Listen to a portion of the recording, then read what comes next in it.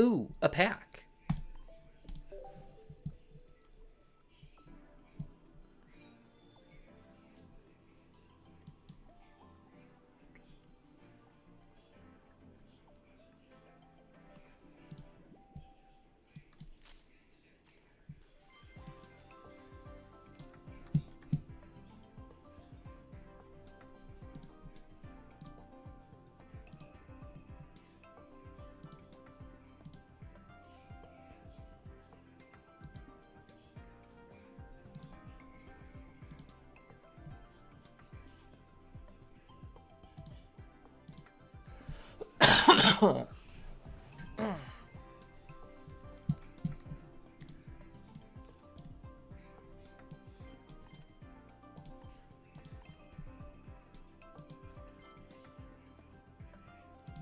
Okay.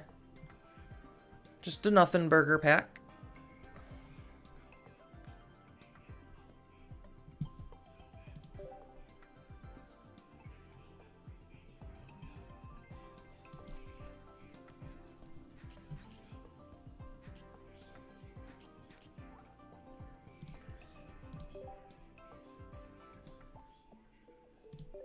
Let's open another. Around the wheel we go. Alright. Let's hope it's good. EX. A 3 diamond. Excadrill actually doesn't seem terrible. I kind of like... I mean, the 3 retreat cost sucks, but it doesn't seem like terrible. Ooh, Rockruff. Or not Rockruff, Lycanroc. Okay.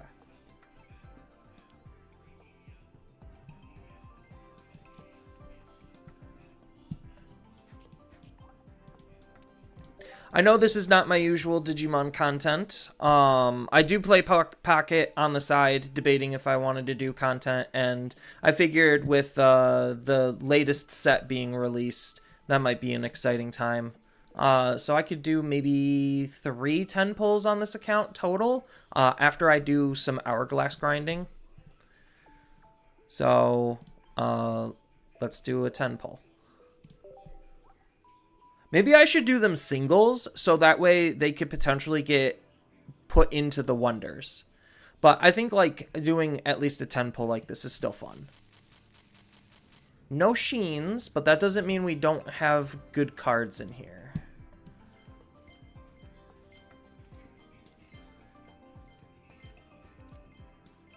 I mean, so far there's not a whole lot of good stuff. We're mainly looking for rare candy. Rare candy? Rare candy.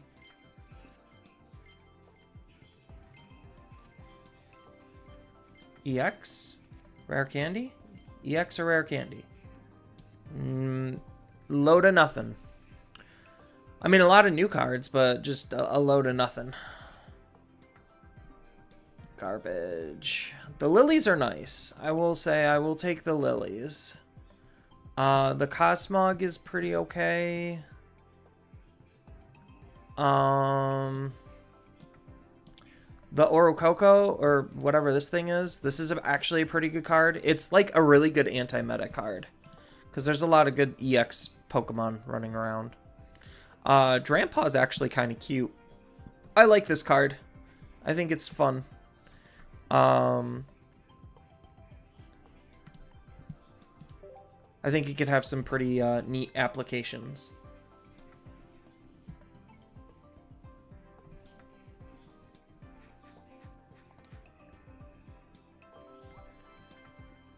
Wow, look at all that. And away it goes.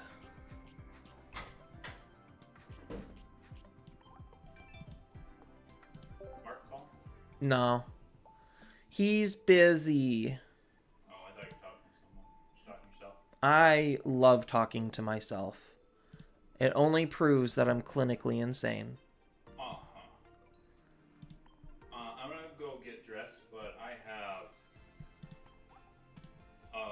an idea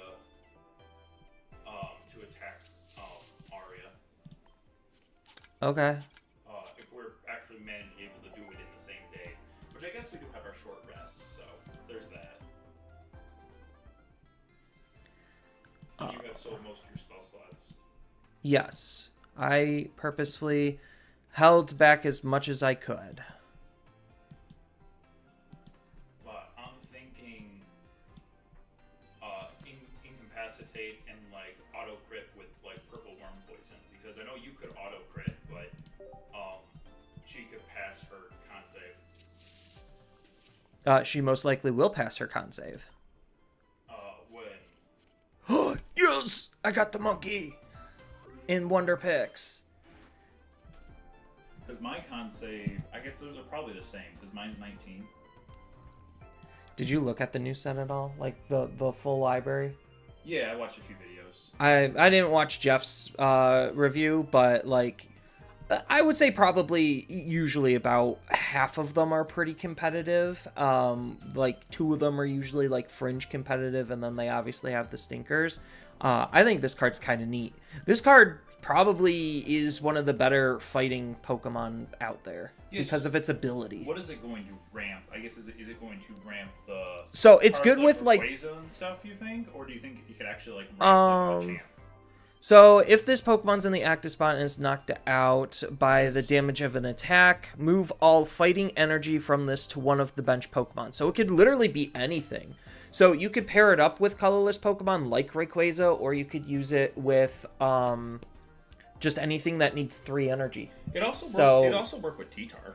Yeah, it could work with T-Tar, it could work with Lucario, it could work with Garchomp. Like, it's just one of the better fighting Pokemon. I think Garchomp or Lucario is maybe I don't know. I guess you could play probably. I feel like you want to play 2 copies of normal Lucario because that buffs his attack to 80. You're not going for the damage. The chip shot's like fine and whatever.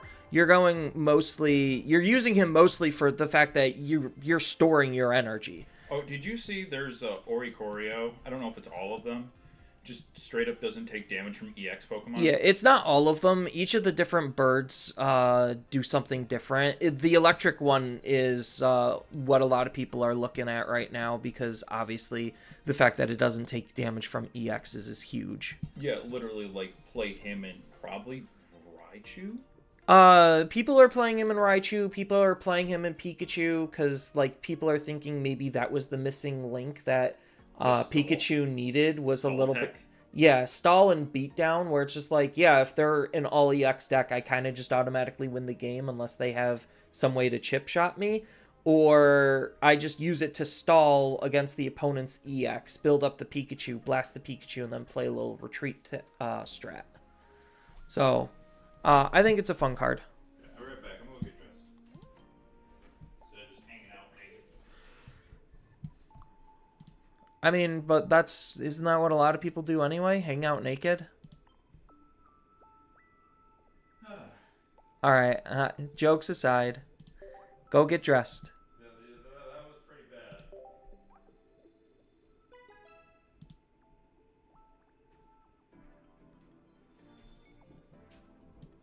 Whee. Oh, I heard a sheen. Oh, it's a 1-star. Sandcastle.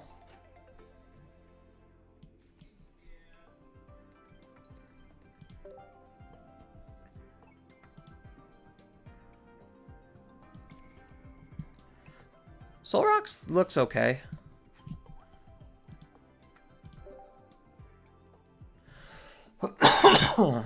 Coughing, dying. All right. How much do I have? Oh, I gotta claim my rank rewards. Oh, nice. The level up.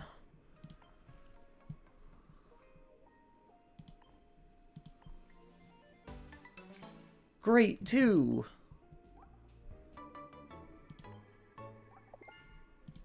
Look at that. All right, now we can open more packs.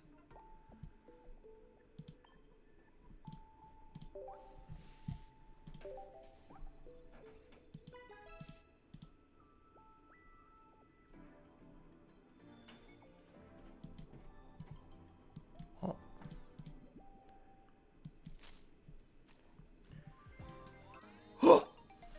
An EX. Crabdominal.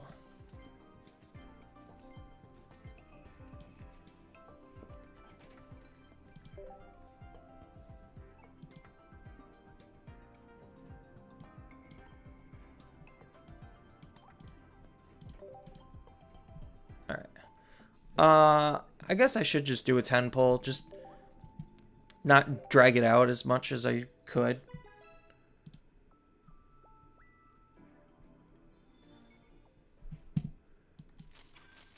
Oh, we got at least one Sheen. Nothing. Oh, there's a rare candy. Alright. Alright, at least... Oh, there's a second rare candy. Why couldn't I pull those on my main account? I kid you not, on my main account this morning when I was opening up like 40 packs, I pulled 0 rare candies. I'm just like, what the hell? Yeah, I only opened 21. Again?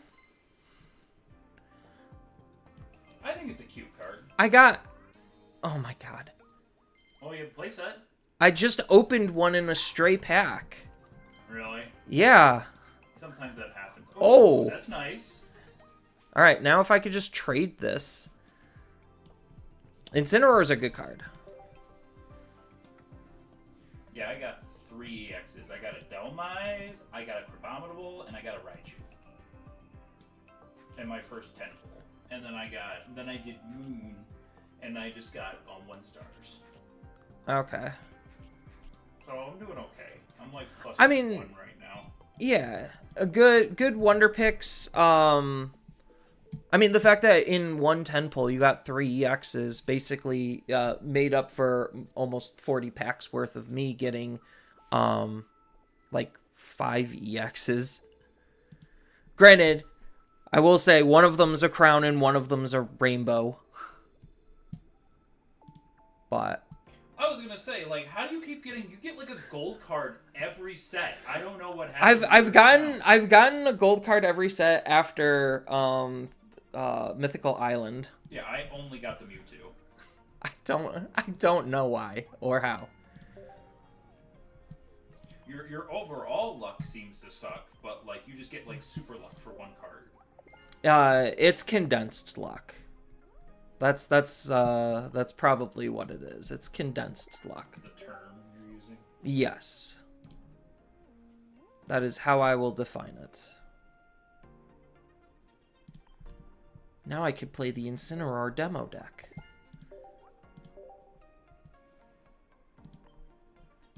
I think Crabdominal could be a fun 14 trainer or 16 trainer deck. Because like you actually don't need Misty. Like that's the cool thing is you don't need Misty. You can be super aggro. Yeah. Also,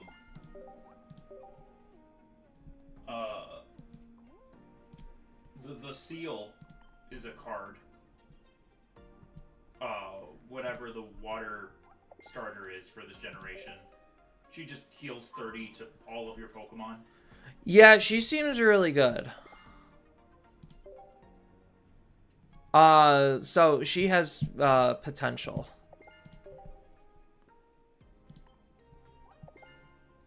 Yeah, there's a lot of rewards. I've yet to open up any Rayquazas in the promo pack on my main. Oh, it's a promo card?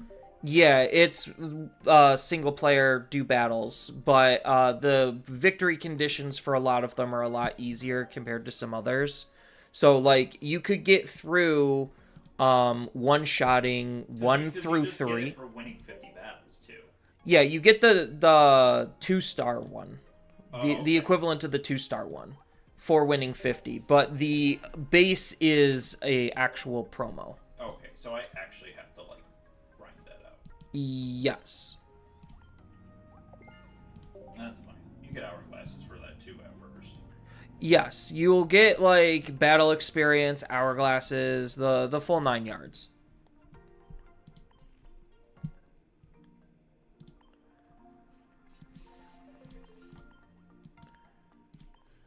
Dang it!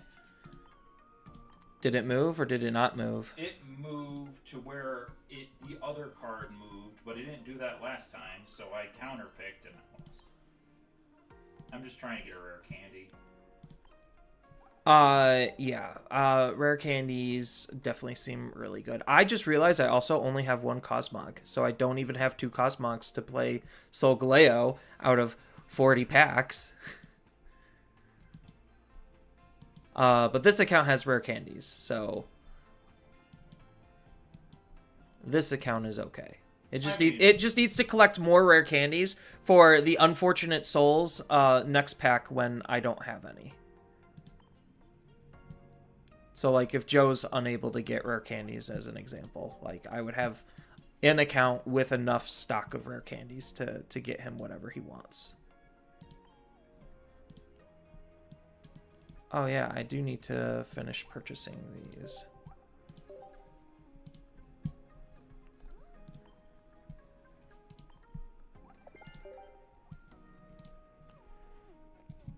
Alright, yeah, so like deck idea wise, it would kind of be like the 16 trainer Wook Trio deck, so it would follow like, can I clone this actually? Is there deck cloning?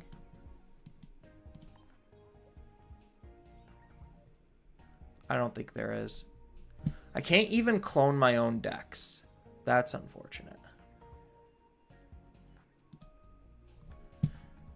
All right. Yeah, so the base idea would be the same as the Wug Trio. Let's put the rainbow in. Because his attack you don't want to be swapped out of. So, like, that's where the idea I had... Oh, I only have one Crab Brawler, the good one. I think I have some bad ones from the other set.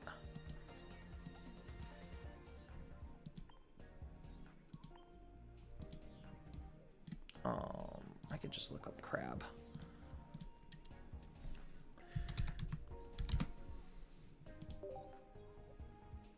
Oh, there's no other Crab Brawlers? There probably is. I just don't have them. Okay. So, can't even build the deck yet. Need to open more cards. How many hourglasses do I have? I could do a little bit of single player content to get another 10 pull. That would have been the second 10 pull?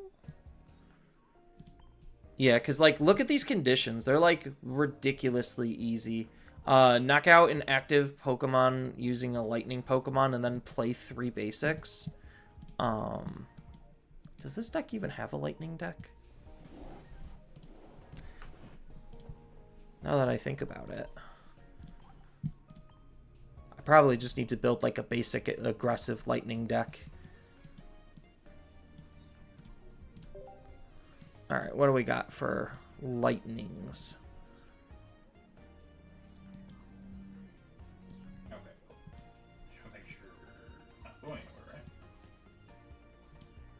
Oh, so I listened to a really informative, like, lunch and learn with my school today.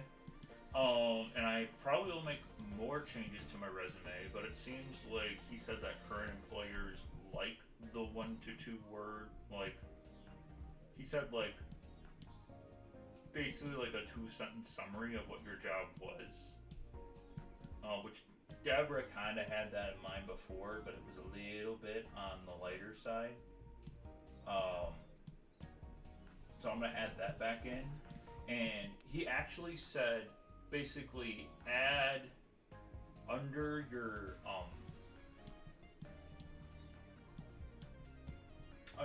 job, which I guess I had to change my formatting slightly.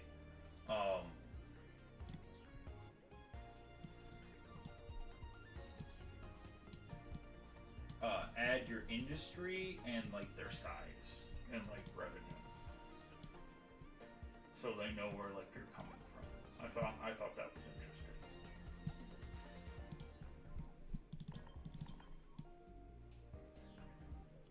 I guess it is. And he gave good tips for like the career fair and stuff. It was good. That's good. I was gonna share the video or the PowerPoint if you wanted to see it, but it's not available yet. It said this will be available in like a few days.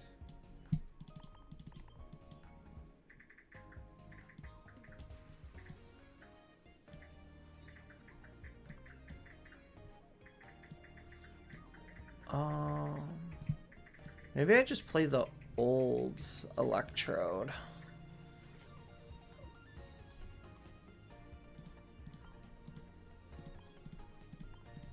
I just need like some basic aggression. Or I could play the 180. I only have, yeah, I could potentially play that one. And then What are you trying to build? just a aggressive electric deck. Oh, is that like the requirements for the Rayquaza? Yeah, it's weak to electric. Okay. So just trying to make my life easy. Maybe one Pachirisu? I don't really think this deck needs that much ramp.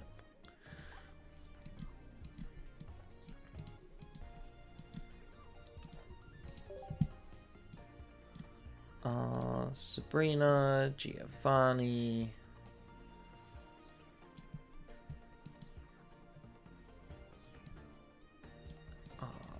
Cape. We're not evolving, so we don't need rare candy. Then just the classics. I love how the base art is basically the same as the EX, except he's not shooting a cannon. It's like just slightly different. I guess I could take Giovanni out for the X speeds. Just something highly basic, not anything crazy. Just to get these missions done.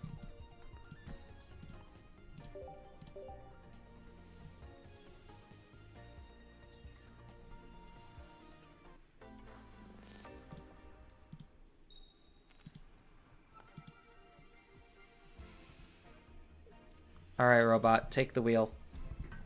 I'm using the restroom since you're out.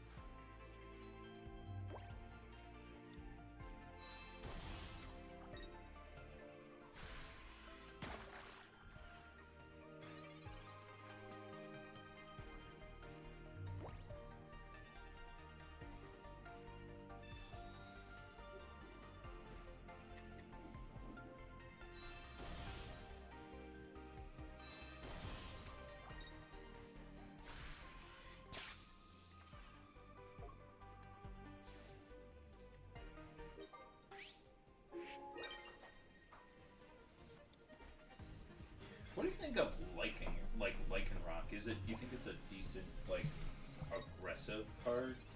No, I think Lycanroc unfortunately is in the pool where I just don't. It's cute. Like, I don't think it's bad. It's just not good.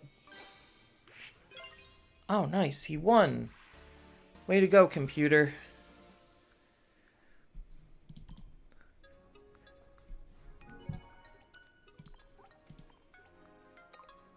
And they even completed all the missions.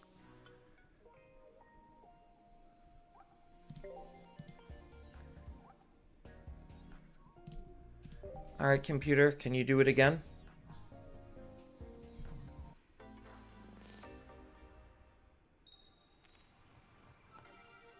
How many hourglasses did you have stored up? Because right now I currently have 80 after doing a good chunk of the single player content. I was 250, but I'm way behind. Like, I probably have like 200 in like the single player content that I need to accumulate. Yeah. Because I finished all of the master ranked ones, or the experts. So right now I'm doing the advanced, and then I should hopefully by the end of it have enough for probably one more 10 pull, and then I'm done being hyper aggressive, and then I'm gonna go into save mode.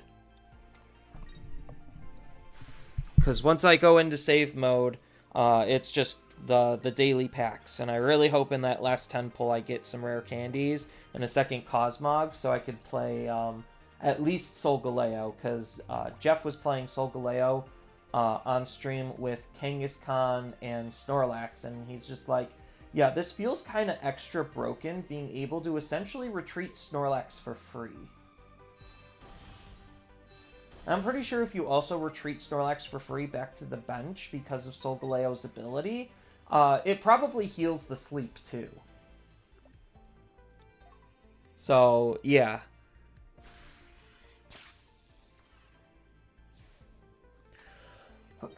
But Jeff was also saying, like, so I didn't watch his video yet on the best EXs, but just based from my, like, reading and card analysis, I think that obviously Solgaleo is one of the better ones.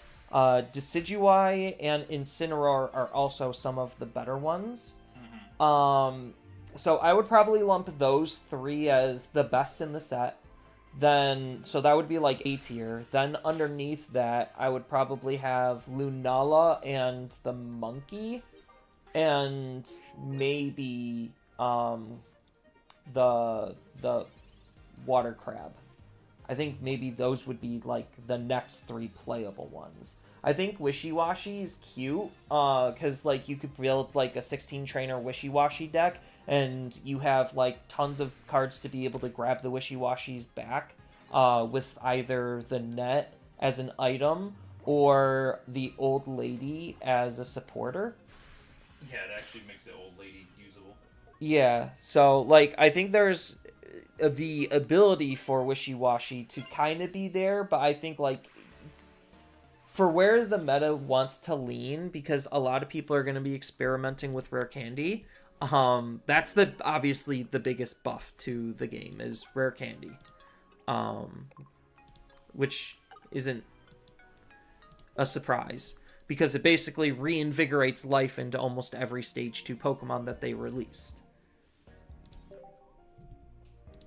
What's the conditions for advanced? I forgot. Knockout 2 Pokemon with Lightning have a low rarity deck, win within 14 turns, and don't give the opponent points. So I just have to edit the Pikachu out of here.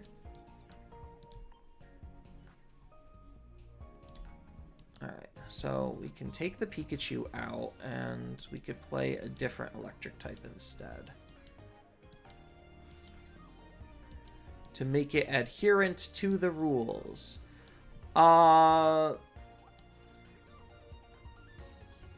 This card would be so good if it was 2 energy instead of 3 for Volt Switch.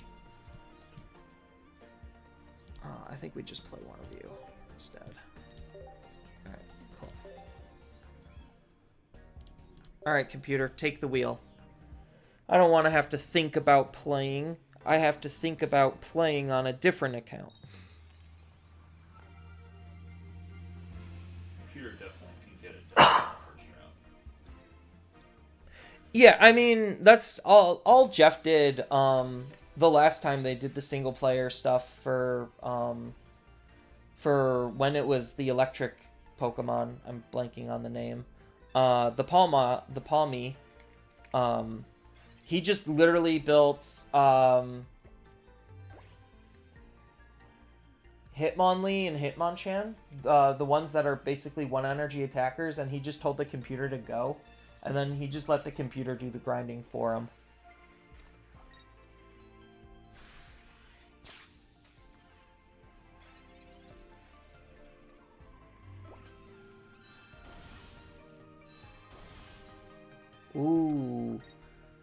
Guard press.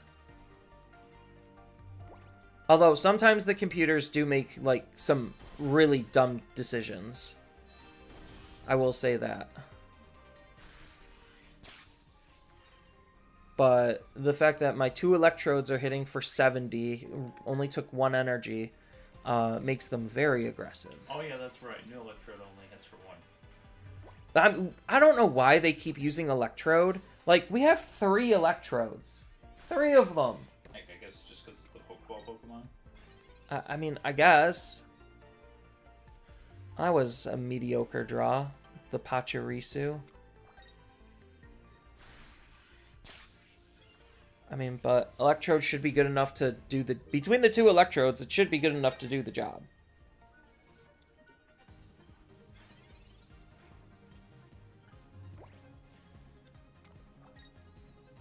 Oh, wow, they give me 15 hourglasses for that first one?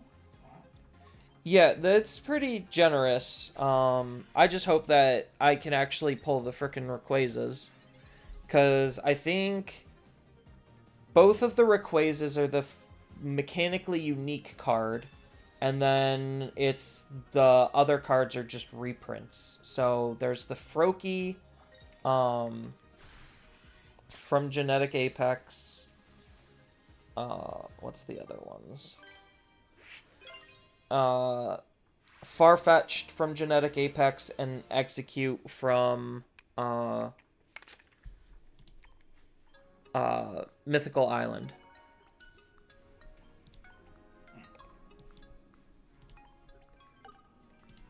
Gotta get them points. Oh, I don't know if there's deck space for it, but the Acerola is a really, like, interesting card. Where if your Pokemon has damage on it, you can just give it to your opponent. I think that's cute. Yeah, no, there's a lot of like fun and interesting cards here to experiment with. Oh, double Manaphy start. That's good for me. Because this hand is absolute garbo. Well, I guess Pokeball Professor Oak is a good start. And then Pachirisu at least will be able to charge up whatever. So if I do hit like Electrode, then, or like not Electrode, Voltorb, then I could Electrode retreat next turn. That's okay. Not exactly what I wanted.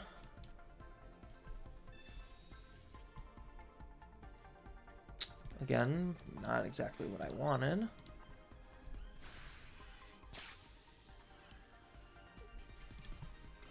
So I could always retreat, swap into this, and start hitting for 50.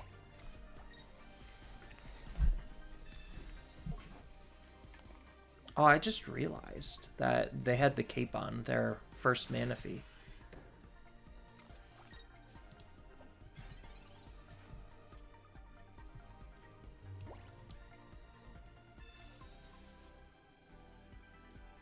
Oh, the X speed's nice. So that way I don't even have to lose the energy on Pachirisu. Blink.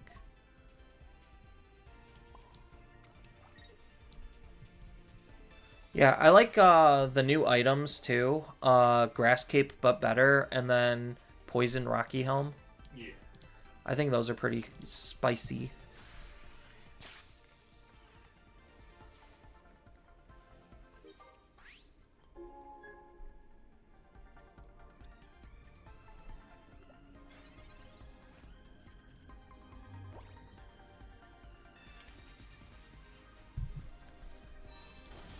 So hopefully some of my stuff appears in your wonders. That'd be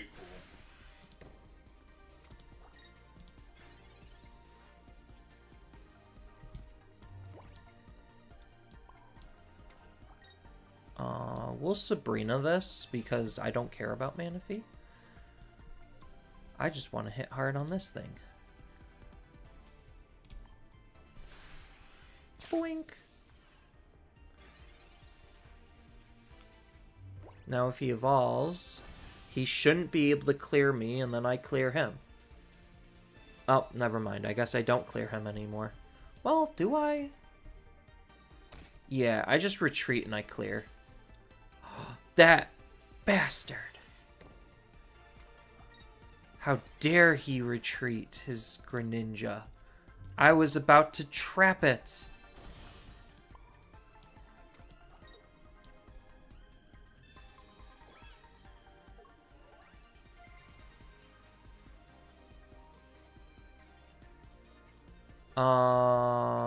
I think I still retreat.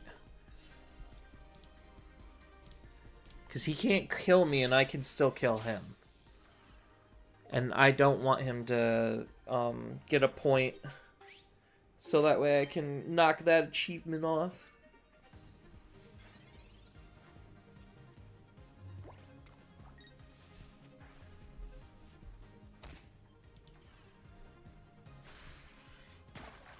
And then I clear him in one.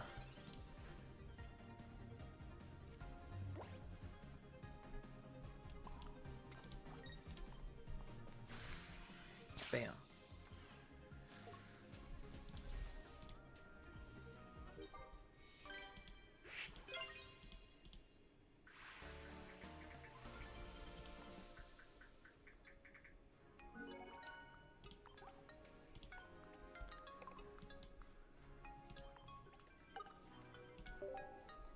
Alright, let's see what I get in these promo packs. And then I should have... So, you're gonna go to Brits tonight? Yep. I still wish there was a claim all for these. That'd be nice. It's because they want you to open the packs. Farfetch'd. Oh, it's literally just a promo Farfetch. Yeah. Jeff will be happy. It's one of his favorite cards. Basically hasn't played it in a minute though, has he? No, he hasn't used Farfetch'd in a hot second. He does tend to go back to it a lot. I like this Froakie art though. The promo Froakie is extra cute.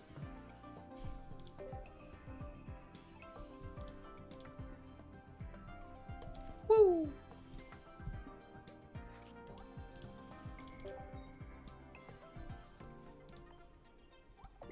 Oh yeah, I got a lot of these. Oh, another Farfetch'd. Darn. Farfetch'd again.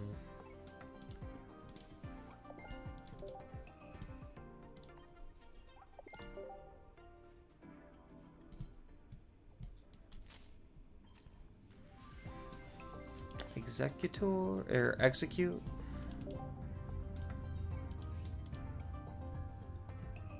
Yeah, I think that between the two packs, I think that Solgaleo is the better one, just because I think like the EXs are overall better. The other one is definitely more of like a utility card. Oh, there's the Rayquaza. Nice. Alright, so this account has one Rayquaza. What are you doing? I don't know, opening up packs? Are you letting the bot take over? I did, yeah. I told you, the bot makes some incredibly dumb decisions. Like, it's weird how inconsistent their AI is. Because, like, on one hand, you get their AI on, like, the expert level that's, like, actually halfway smart. I say halfway because it still makes dumb decisions. And then, like, you get the AI from, like, Timmy at the bottom of, ranked. And it's just like, yeah, this is dumb as a sack of hammers. It actually did a somewhat smart play.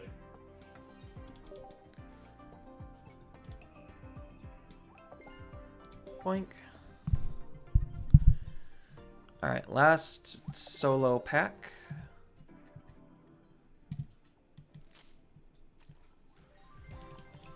And it's another Froakie.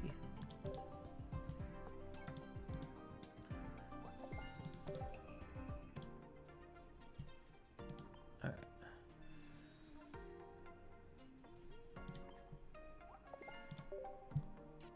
So many Hourglasses.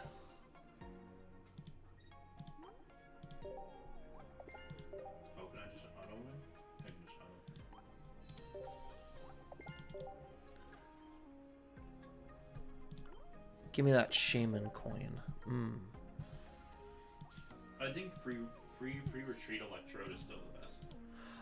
I think on average it's still the best, yeah. It also does 70.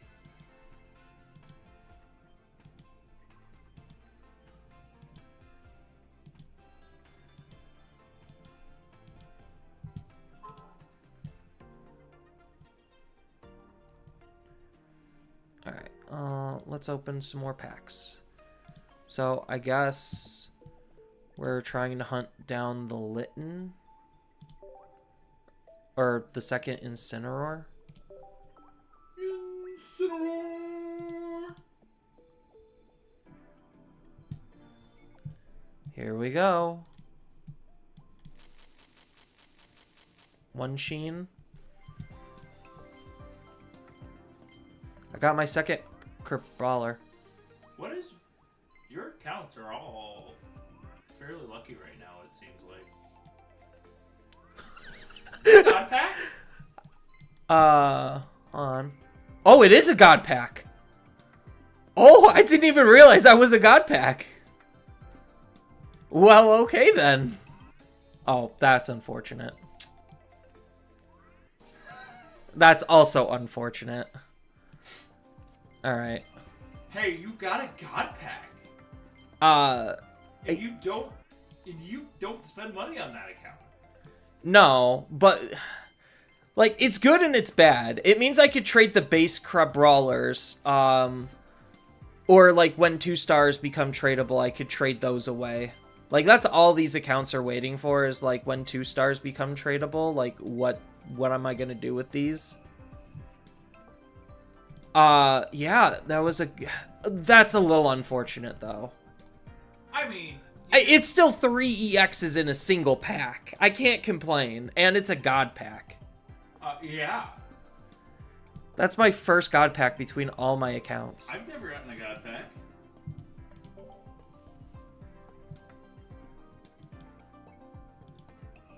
Wow. If only I got a gold in there instead of a Mudstale. It's really weird with the shinies in this set, too. Like, the genetic Apex shinies being a thing in this set. I could do one more. One more 10 pull. And then I probably have enough single-player content to try to grind through to get another 10 pull. Alright.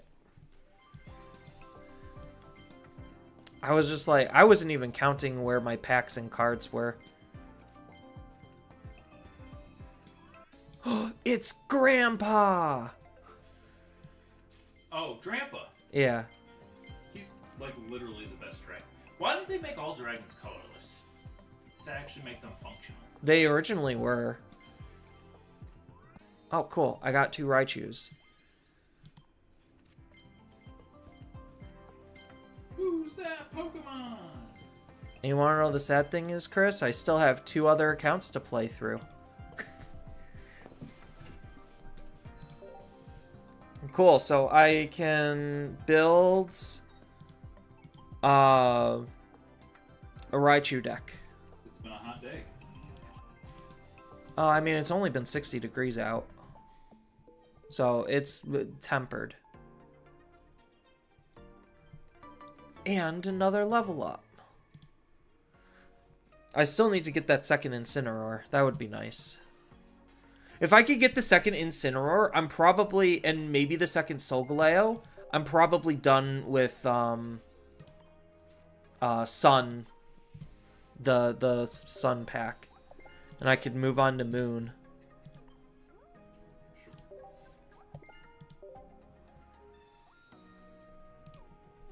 Yeah, I don't know. You seem pretty... At least for this account. Pretty set up there.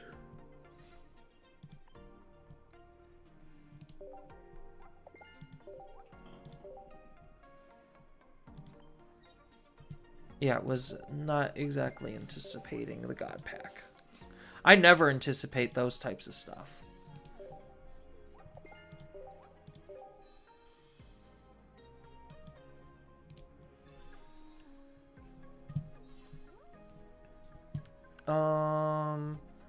Okay, I think I'll be done with this, and I can always go back to grind some single player content. So this account is over. Let's move on to the next one.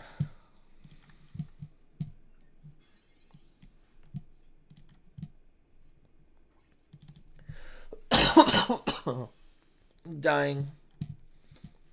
Dying is fun. No, my allergies started kicking up today. It was annoying. Apparently pollen count was high today. Yeah. I'm like, why am I dying? People at work were slightly concerned for me.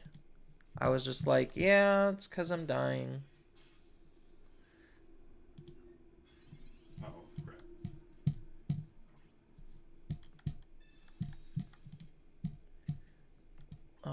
Boost Lex? Oh, there we go.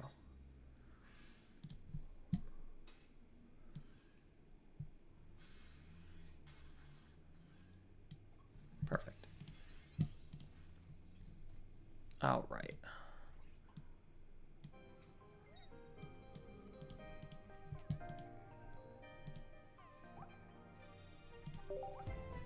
Yeah. Go and download your update.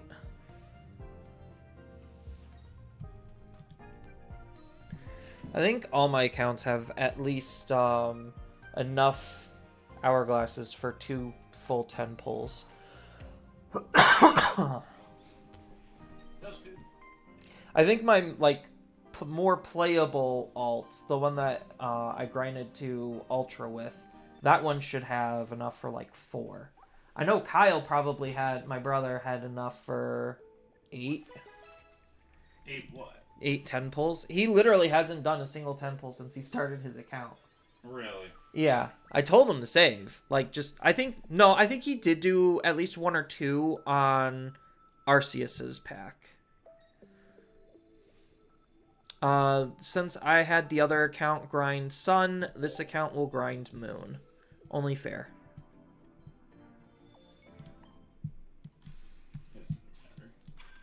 Oh, there was a Sheen. That's a EX in pack number 1. Oh, no, it's a shiny. Look at that shiny Wartortle. Ooh. From Genetic Apex.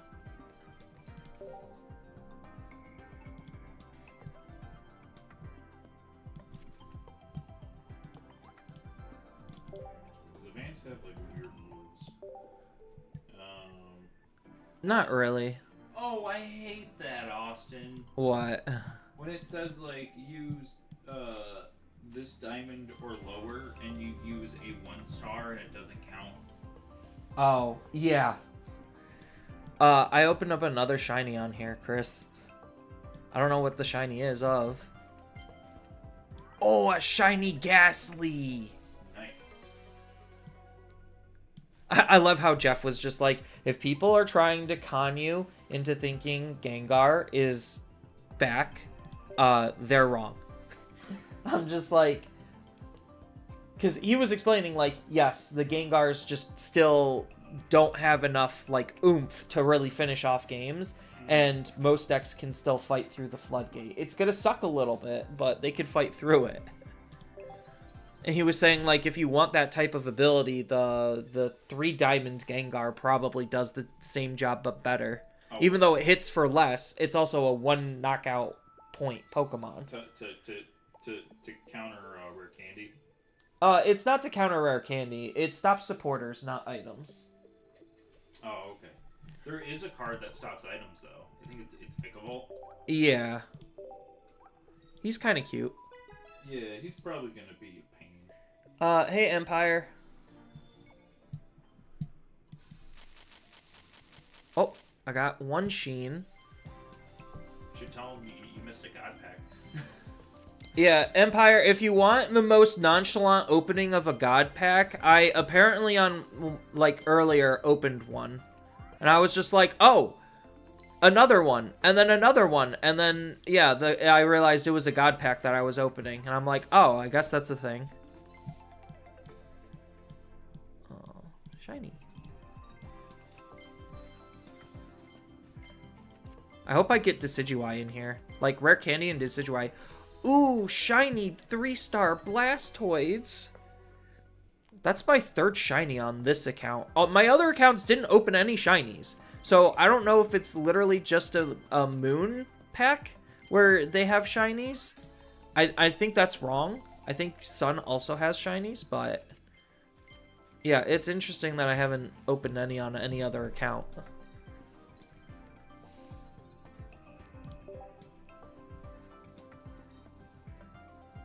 Oh, there was no EXs in there.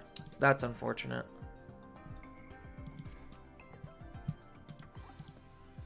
So apparently, what the pull ratio percent change, they took away from 1 diamond cards to make it so that they actually had room for shinies. So, yeah, it's weird. I don't know. Somebody's eventually going to come out with the math breakdown on them. It's above my pay grade.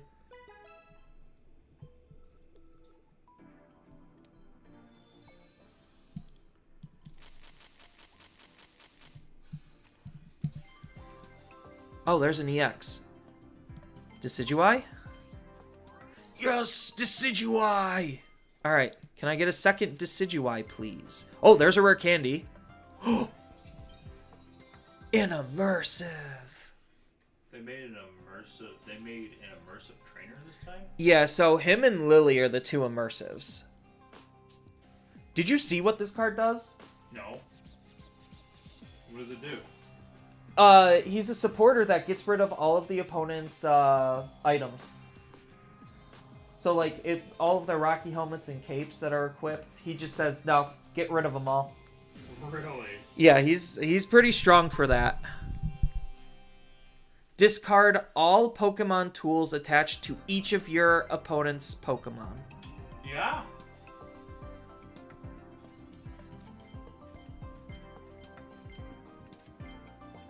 That will mess up a Skarmory deck. Ooh, what is Lunala. Are all your accounts just on crack? You opened 3 EXs in 110 pull. They weren't Lunalas or immersives. It's okay.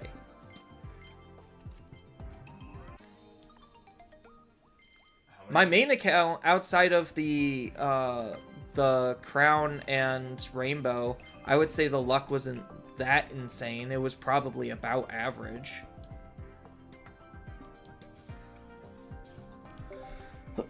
But remember, these are farming accounts, Chris. They're designed just to collect the cards to eventually trade.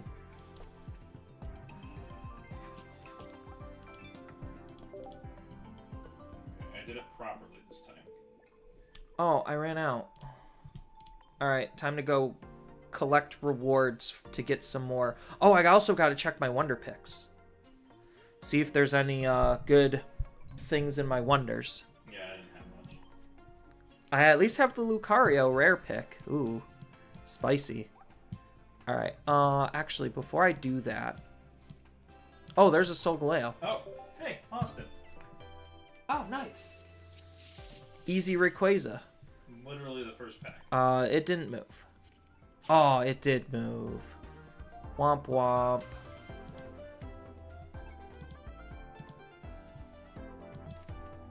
Really close to that Solgaleo, though. That would have been nice to Wonder Pick that.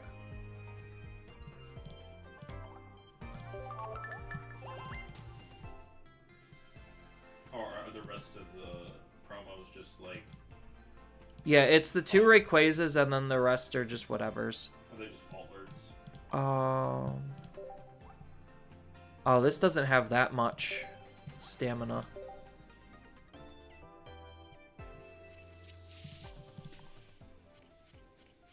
Nope, failed on the Wishy-Washy EX also.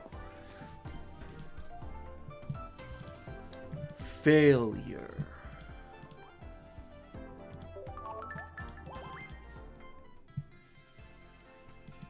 I should have just tried to use this as a guide.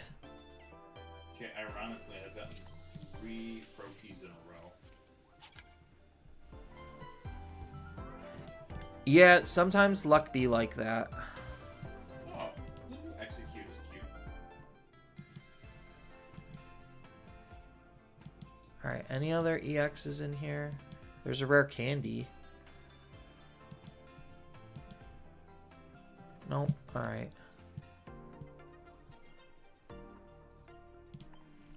Let's get these out of the way.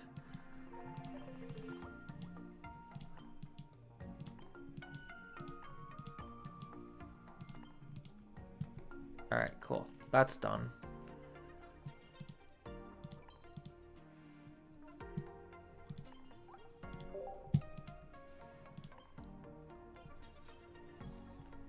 Oh, You got another one? got my playset. Nice. It's more than I have on my main. I don't think I opened a single Rayquaza on my main.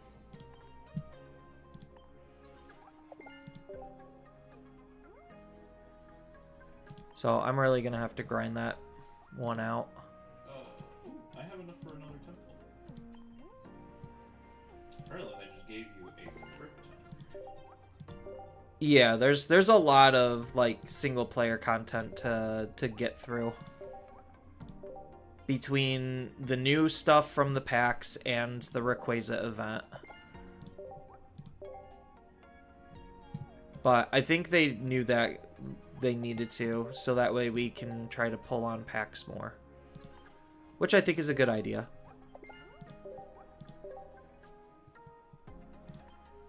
Oh, I don't have... I do have a Decidueye, just not all of the Decidueye cards. Special... Complete all. Gimme. Complete all part 2. Gimme. Complete all part 3. I had better luck with Soul Layout, so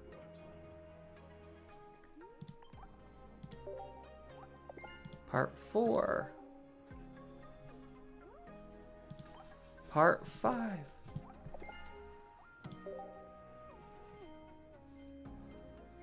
Yeah, I'm gonna worry about pulling on Moon later.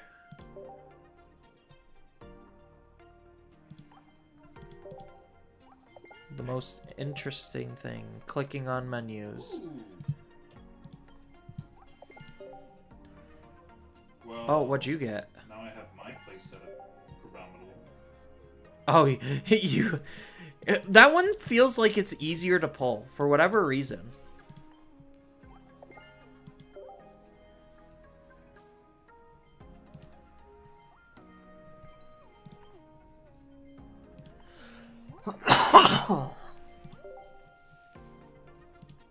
I don't think it's a bad card. It just seems like it has good case uses. Did I still not get a single rare candy? I didn't get a single rare candy. Oh, I gotta make a basic electric deck. I have an electric deck, just it has higher rarity cards. Where's electric? Electric. Alright.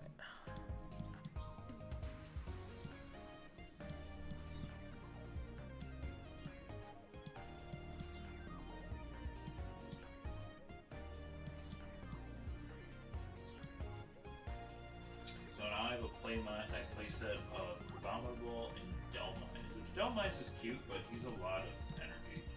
Which I guess, but you could pair him with Superior though, because he's a basic. So you could play him with like Superior and Celebi, and use him as like a stall wall. Is that how he would be played, you think? For what? Delmize. Delmize? Delmize is weird. I'll have to say. I'm not entirely sure what actually would be the best way to play him. He's a trapper. Yeah. That's part of the problem. How am I missing the middle one? Like, one middle one.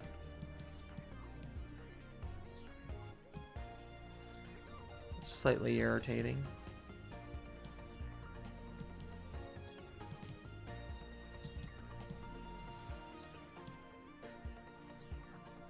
I guess I can't complain too much because in 30 packs I got 5 EXs.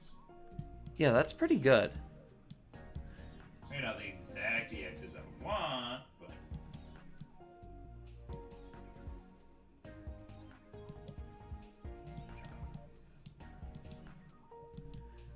I could use the Raichus, but that would be silly.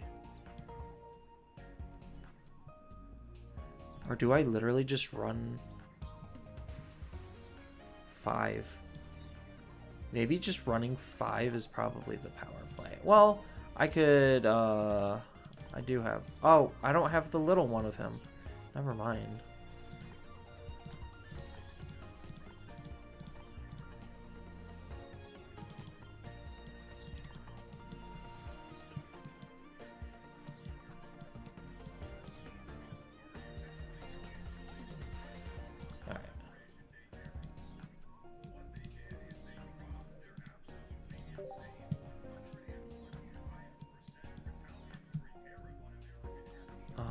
We'll do one of each. Cyrus.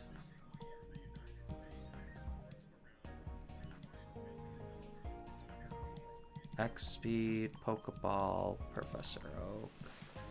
oh, Potion. that's good. Sure. We'll just we'll rock this.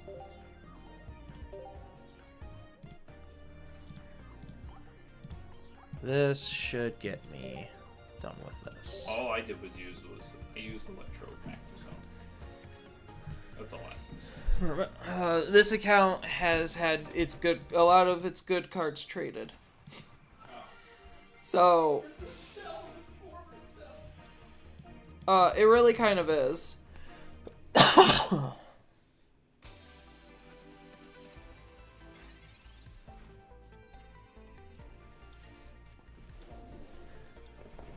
Like, it's just here to exist. It's not here to win.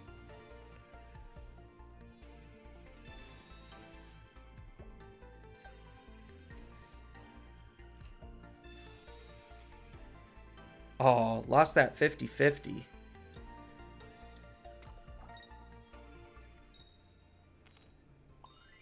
Won the heads, though. Heads to deal 70. Jeez.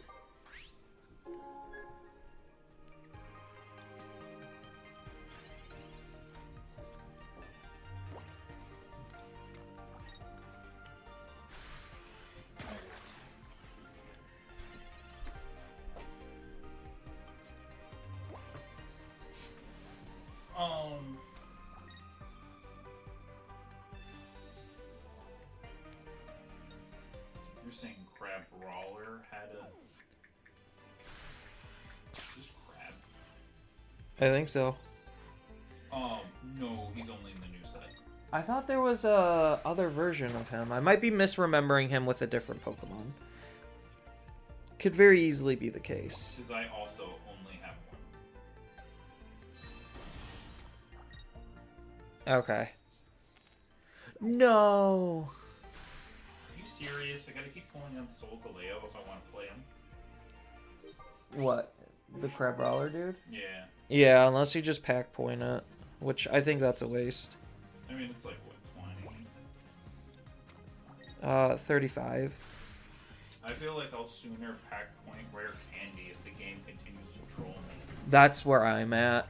I'm like, if there's any card to actually pack point outside of a EX you're missing, it's Rare Candy. That card's just too important for the game as a whole. Yeah.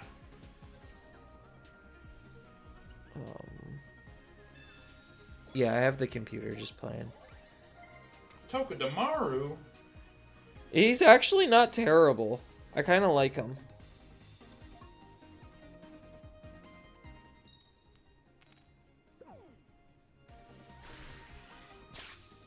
Tokidamaru, the Fat Squirrel Pokemon. Bam. Easy peasy. So easy, in fact, a computer can do it. Ha ha ha.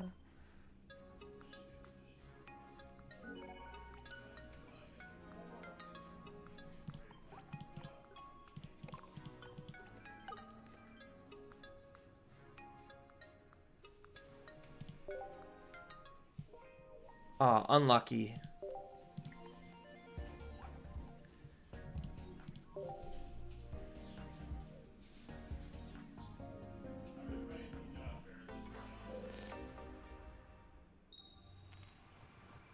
I get you.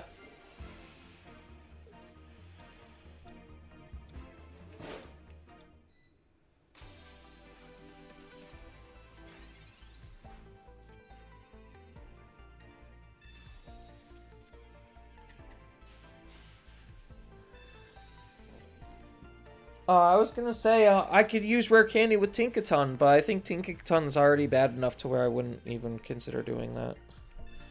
Tinkaton's pretty bad. Yeah. Tinkaton's also built for, like, tempo.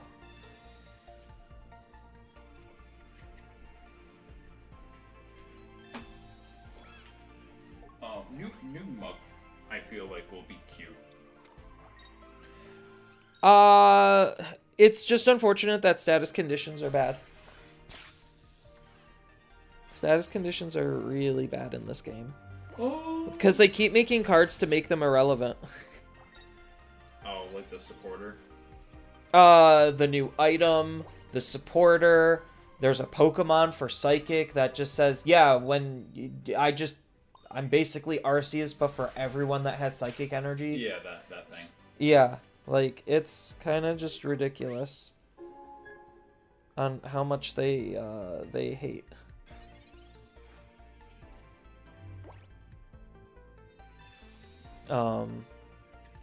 Status hate, yeah.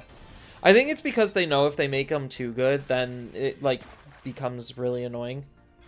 I don't know. It's going to be an interesting meta, because I don't think the meta can just be complete EX anymore because of that bird that they printed. Sure, I guess you could be like Cyrus or Sabrina out, but I feel like you could pivot around that. Especially if it's like a freaking, let's just say, Dialga Arceus deck. What are they supposed to do? Yeah, I don't know. Like, they literally can't win, right?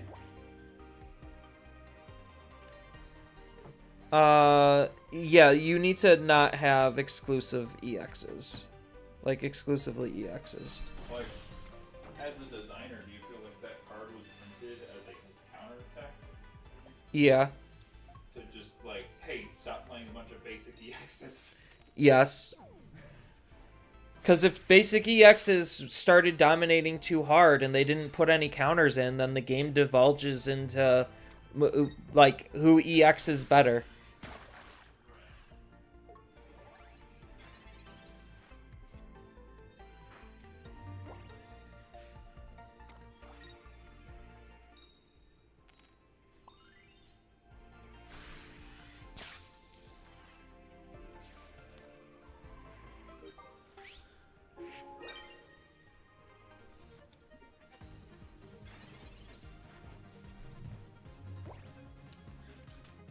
The more you know. Yeah, Empire. Oh, do you go back and watch your God pick? No, I don't think he did.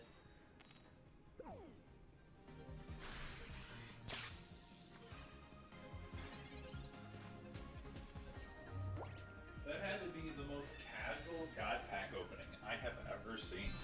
Because I wasn't paying attention to it.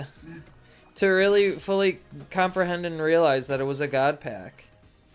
I mean, I just thought you got two, like, because in my first pack, I got a twofer. It was a double EX. Right, like, you could get double EXs. But, I wasn't anticipating the full God suite. Oh! Heads! Look at that skill! Bam. I did everything as expert because I can just do it later. And basically, I already got both the Rayquazas, so.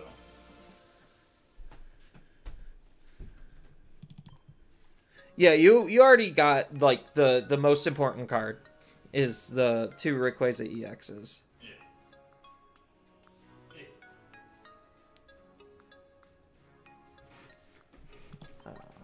Boink.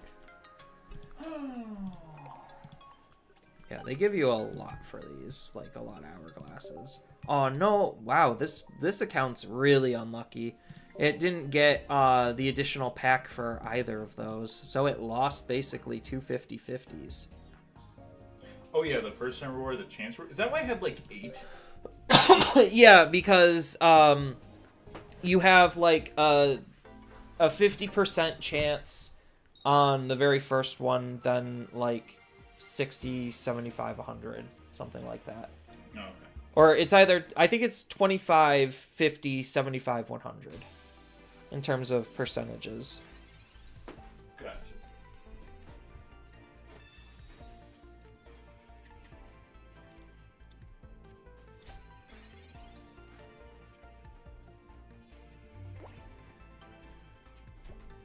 I ate breakfast this morning, but I haven't eaten lunch. But I'm making it right now. It's just because I can't eat before my workout. Otherwise, I can't work out because I'll get cramps and shit. Oh, RNG for the win. Bam. 190 with Tinkaton. You're just playing Tinkaton for the fun of it, or is it the? It's single player stuff. Single player content. Yep. Ooh, look at that Draco Meteor that they're never gonna use.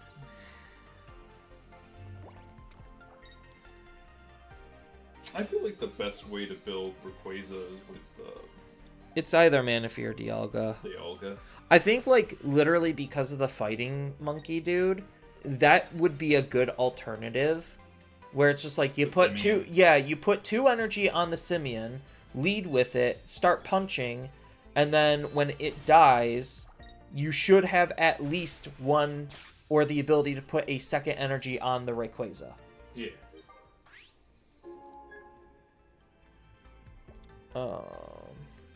Fighting deck. Okay. Now it wants me to use fighting. I have fighting. I want to use Garchomp with rare candy. You have 1 rare candy, don't you? No. No? No, I pulled 30 packs and didn't get a single rare candy. Yeah, I pulled 40 and didn't get a single rare candy.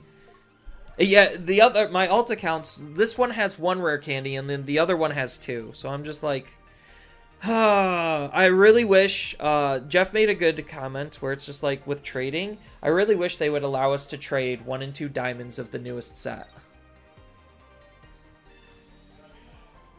That would be nice. Yes. Oh, guard press reduces damage. I'm like, oh, that Cloyster should be dead. Oh, the Cloyster? Yeah, Yeah. it didn't die.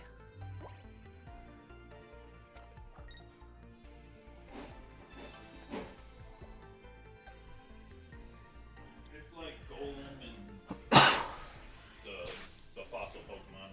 Yeah. So I'm probably just gonna be here doing this for a hot minute, because then I still got to do as much single player content as I can stomach on the alts to try to get more hourglasses for pulling more packs on the newest stuff. Because I think like once my alt accounts are kind of just, they kind of get something going, they're probably gonna stop and then swap over to older packs just to try to still get some of the more important older cards.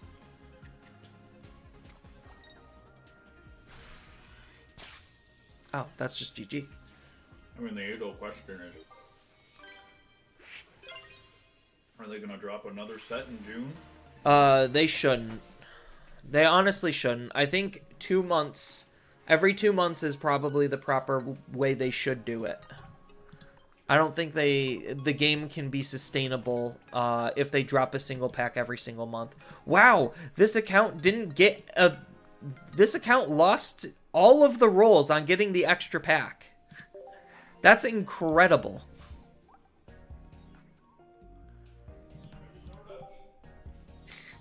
It literally lost every single... So it's missing 3 packs that it could have potentially had.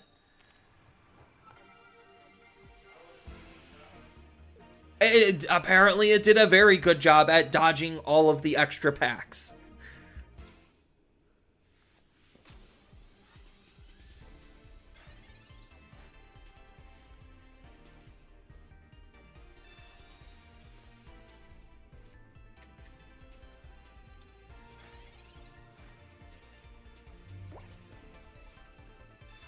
So... But yeah, Empire, I know this isn't exactly my usual content. I just figured I was going to be doing this anyway, so I might as well just stream it. Game design question, is there such a thing as too much counterplay? Because I'm slowly worrying for the day that we get enough tamer hate and everyone stops playing tamers and relies on delay option cards. Yes, there is such a thing as too much counterplay, because if you design a card that's easily and generically usable to hose on a particular card type or mechanic, then that mechanic, as you do fear, stops ceasing to be of relevancy. This account's probably gonna actually lose this because it's not finding its Pokemon.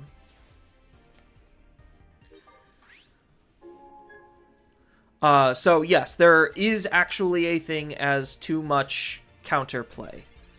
So, like, you don't want to go overboard with it, but you still want it to exist in some capacity, so that way there could actually be checks and balances and counters. Which is why when Blue Hybrids initially came out, they were borderline unplayable. Or, they were borderline the only things to play because there was 0 tamer hate and they were just the most efficient thing to do. That's why Purple runs absolutely as rampant as it does, is because there is borderline 0 counterplay for trash-based interactions.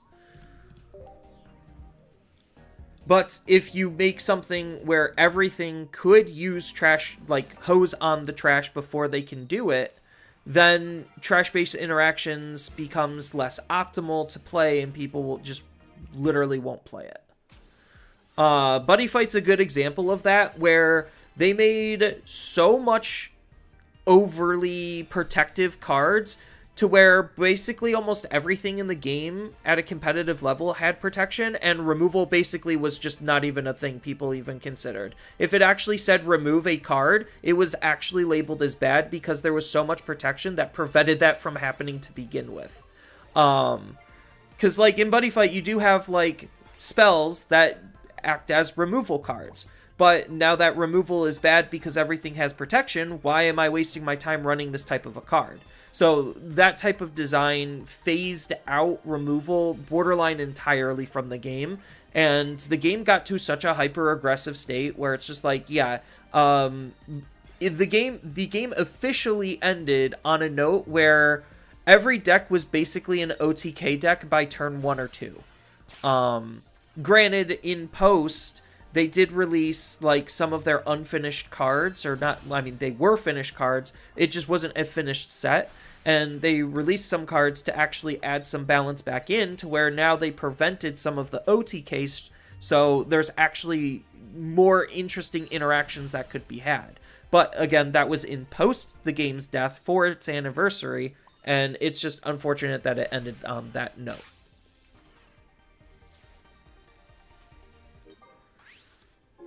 So, yes, there is a balance that needs to be had between what the mechanic is doing, what it's interacting with, and how can the opponent meaningfully interact with it to be able to have some semblance of interaction between you and your opponent.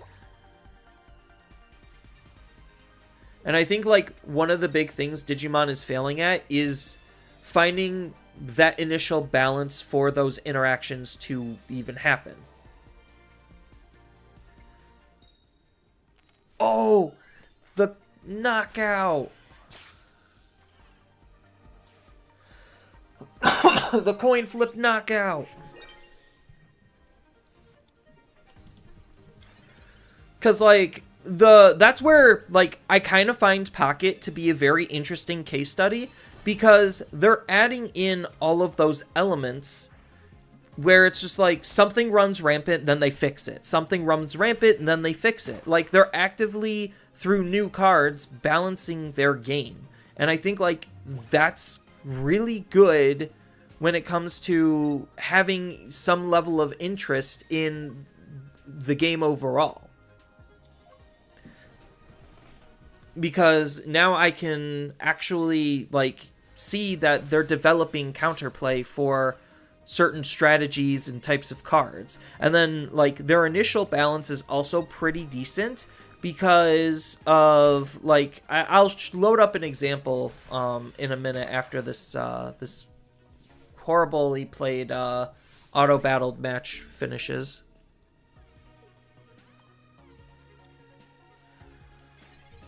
It's a shame they were able to get a point.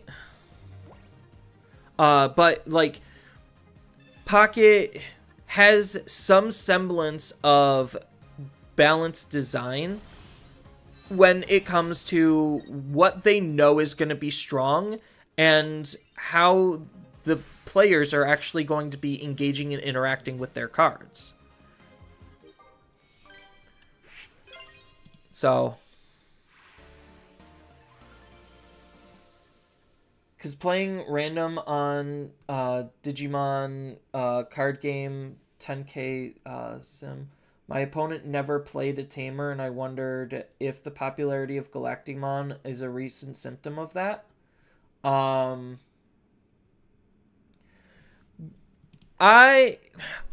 don't think a single archetype is going to be dominant enough to just completely phase out playing tamers.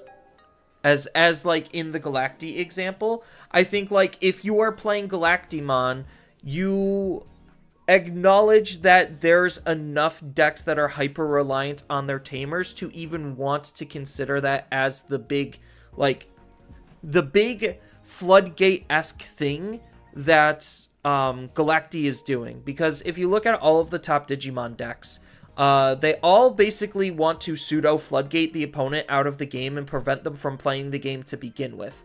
And Galactimon's accomplishing that goal by actually having good tamer hate. Galacti also is just a little on the extra push side because crossing from the trash is borderline a mistake.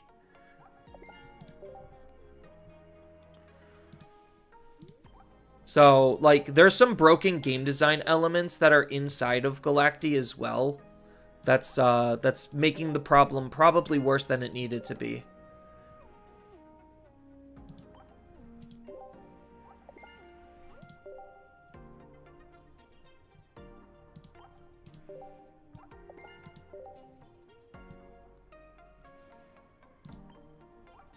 All right, let's finish collecting some stuff.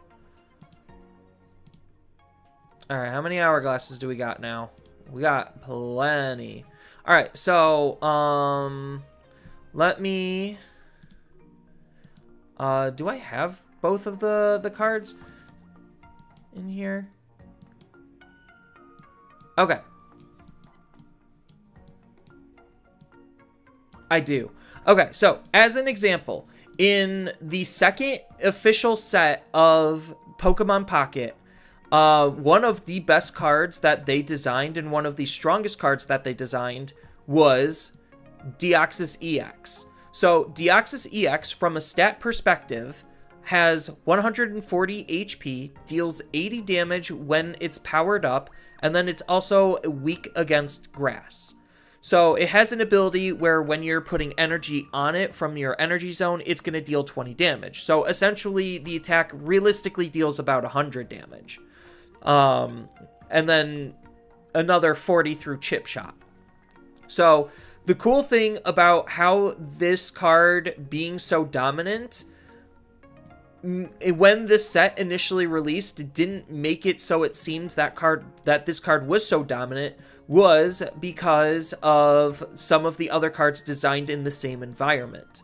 So a good counter to Darkrai was Yamega EX, because Yamega EX has 3 colorless energy as the requirement to attack, so you literally can run this in any single deck, on top of the fact that it deals 120 damage.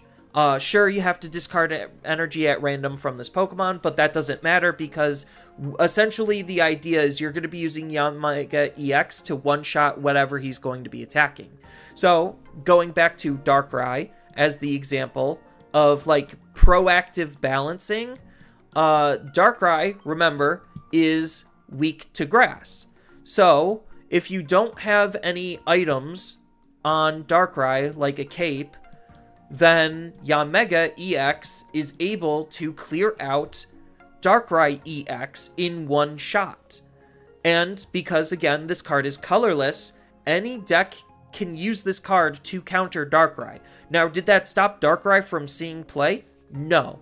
But it gave decks the ability in Answer to be able to find ways to counter tech against Darkrai if he ever did become super prominent.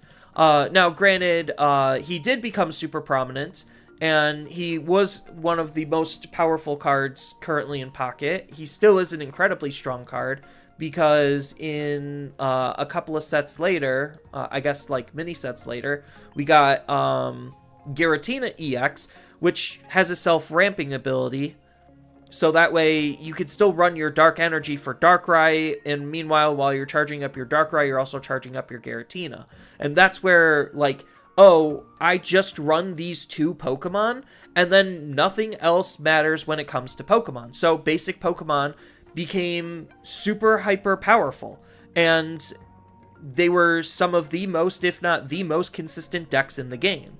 So, fast forward to this recent set, they introduced a way for Stage 2 Pokemon to be able to fight back in the form of Rare Candy. So Rare Candy basically lets you skip a whole stage, so you could go from your stage, your basic to your Stage 2, and this opened the doors for Stage 2s to be able to not only be a little bit more consistent, but have that extra oomph because of the fact that some of these Stage 2s can attack for pretty cheap costs. So you look at something like what I just pulled, Decidueye EX, as an example. It has an attack requirement that only takes 2 energy. So if you're going first, you could be like, cool, or if you're going second, you could energize your basic, then Rare Candy the following turn, and Decidueye is able to attack. So it's effectively being a really strong card when used properly on tempo. And that's all thanks to Rare Candy to be able to balance that out, because if they didn't balance that out with the inclusion of Rare Candy, then we still would probably be running basic EX Pokemon like Darkrai and Giratina until they added an answer and ability for us to actually have some form of interaction in a more meaningful way, because otherwise there is no reason not to run just a basic EX and call it a day, which was the direction the game was headed. So that's why this set in Rare Candy is like the most important card in this set, because I felt like from a design perspective, where the game was currently paced and headed towards, if they had done any other generation, but whatever generation Sun and Moon is, I think it's 7, the game would still progress in that same type of linear fashion where basic EX Pokemon are just the best things that you can run. And the reason why this was a good introduction to Rare Candy was because the legendaries actually evolved off of something. So that way they actually had a design. From a design perspective, they had a better excuse and reason to put Rare Candy in this set because it could synergize with the new EXs that they're trying to push to do powerful things. So, like, that's, in my perspective, like, where good design and balancing comes from when it comes to understanding where your game is and how players are utilizing the cards in the way that they are. Because, like, theoretically, yes, you could have still had a world where, you could try to play Yanmega to counter Darkrai, But the big problem was it didn't counter the other EX that had more HP than what Yanmega was able to clear, and it had the potential to one-shot Yanmega. So it kind of pushed Yanmega out of the meta a little bit, and what really kind of sealed the deal on pushing Yanmega out of the game would be Arceus EX, because it was another hyper-powerful EX that hit for a lot of damage. So like Arceus with a full bench hits for basically 130, which it doesn't lose energy. It takes the same amount of energy investment in order to hit for basically more damage than what Yanmega was able to do.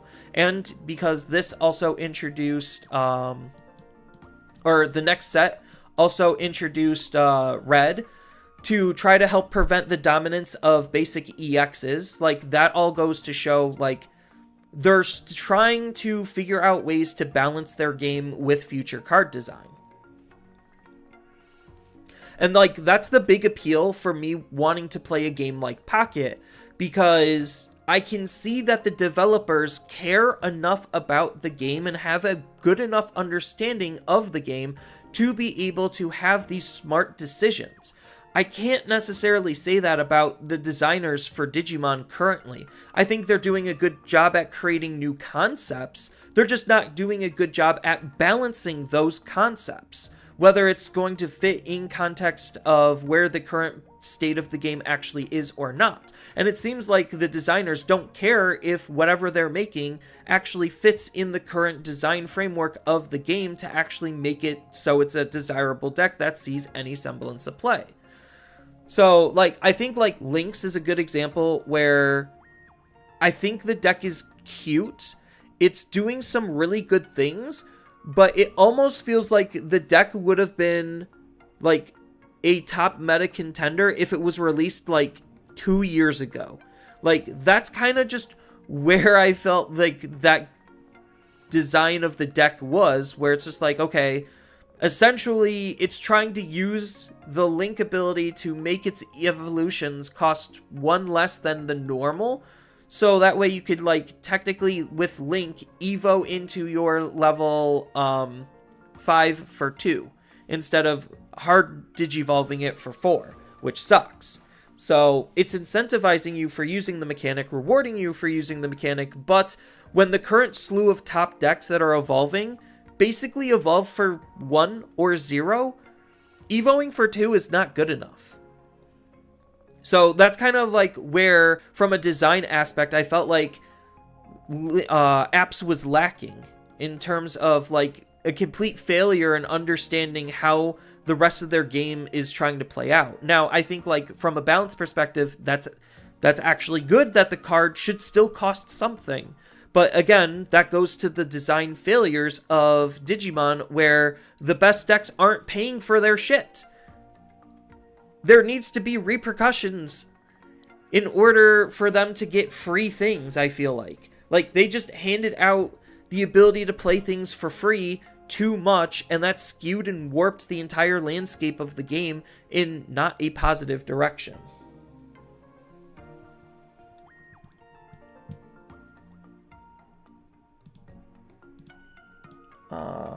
YouTube, what are you doing?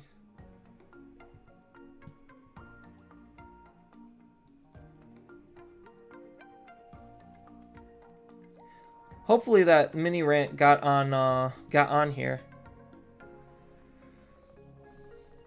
Because I felt like that's where like a lot of Digimon's failures are, is just the designers do not understand their game enough to actually properly balance it. Like, they're smart enough to, when it comes to bans and restrictions, to pick the proper cards to actually have an impact on the game. And try to not just completely kill off decks.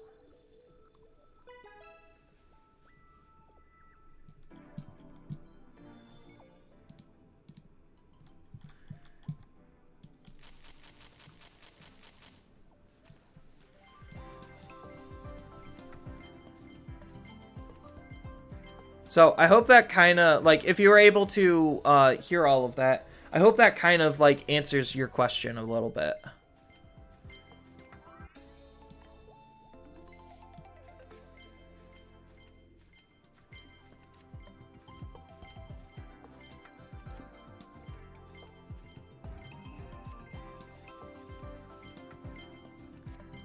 Oh, there's something special in here. Garbage.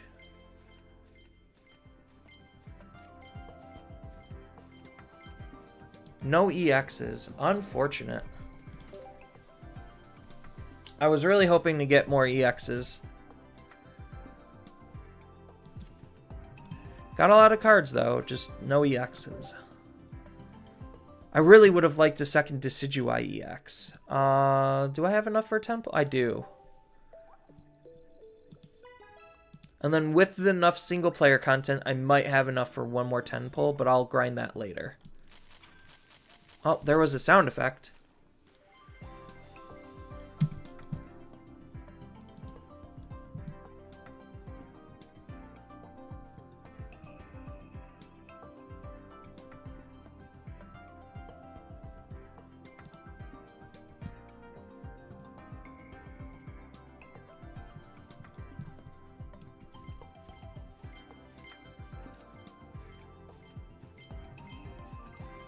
Oh. Alolan Marowak.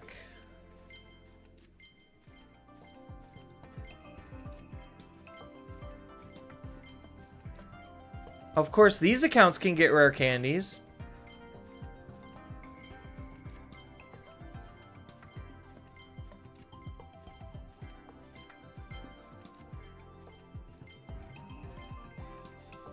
Again, no EXs. Oh, I guess my luck is running dry.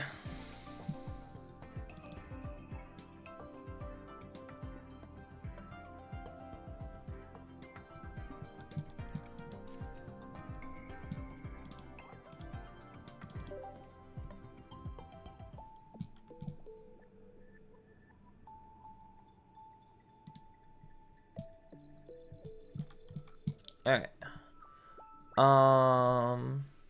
Anything else I need to claim?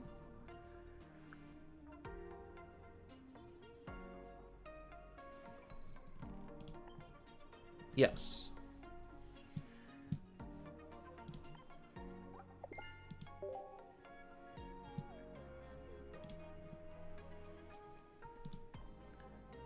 Oh, I still have the packs. These packs. The promos.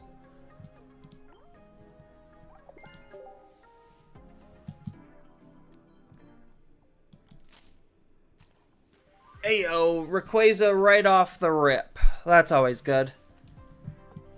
Can I get a second Rayquaza off the second rip? Maybe the luck just got shifted and allocated to the promo packs. Minus the fact that I was unlucky to miss promo packs.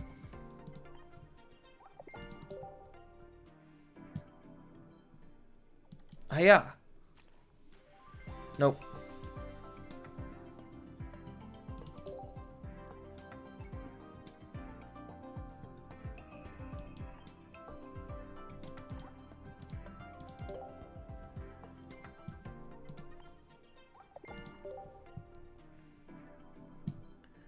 Hiya.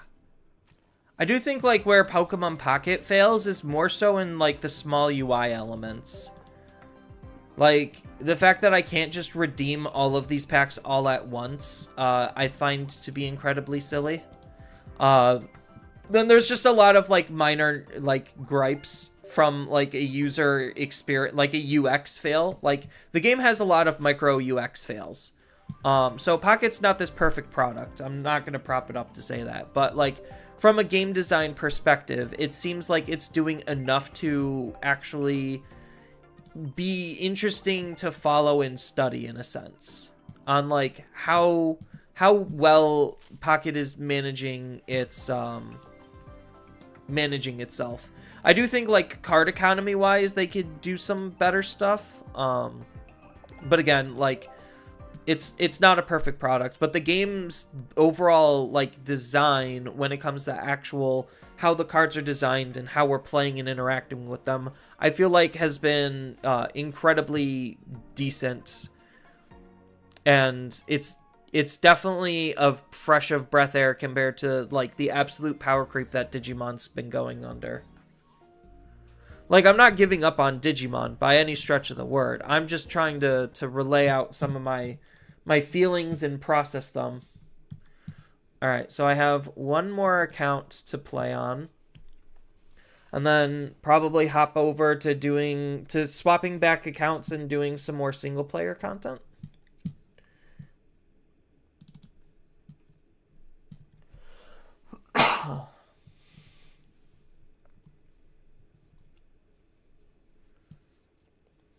Because I gotta grind the rest of the single player content before the rest of the accounts can go into save mode.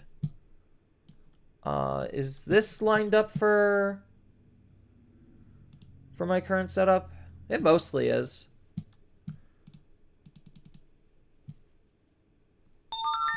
There we go.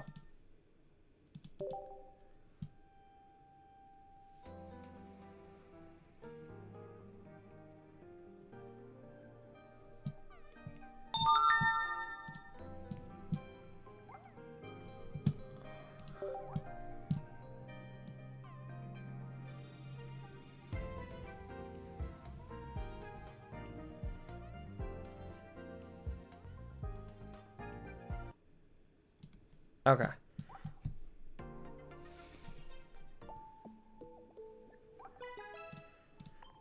So we're going to go back to Solgaleo for this account because this account's actually trying to be playable.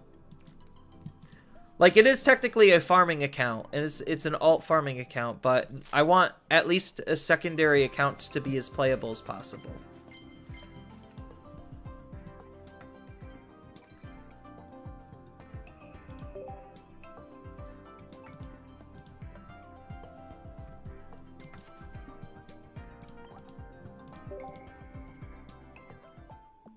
So we get to open up more packs with this account because it has a little bit more saved up.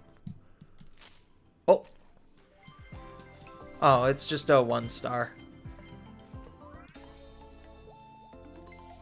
Oh, yeah. Oh, okay.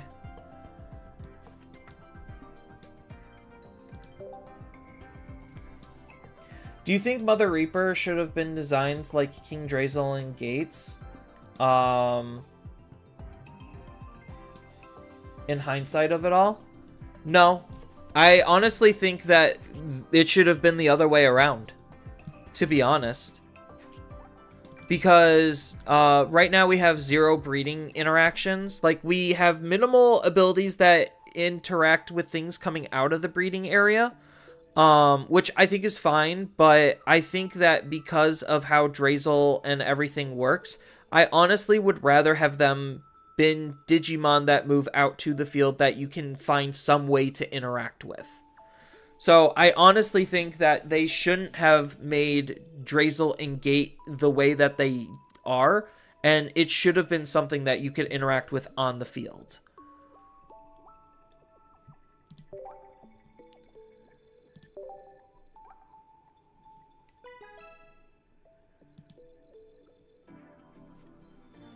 Because if anything, that just goes to highlight the power creep in terms of that design.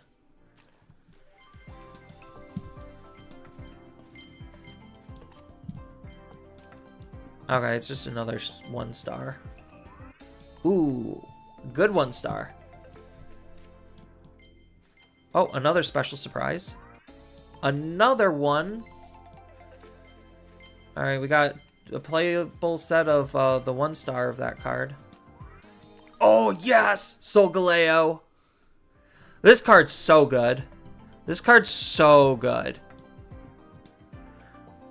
So, like, this is a perfect example of, like, this is obviously one of the strongest cards in the newest set. The ability is, like, absolutely insane because it, anything with a high retreat cost, this card can now, like, abuse. But they felt like it was so good they had to have some sort of balancing factor, which is why it deals damage to itself when it attacks. Granted, it's not a lot of damage, but it's still something. Another surprise? Shiny. Ooh.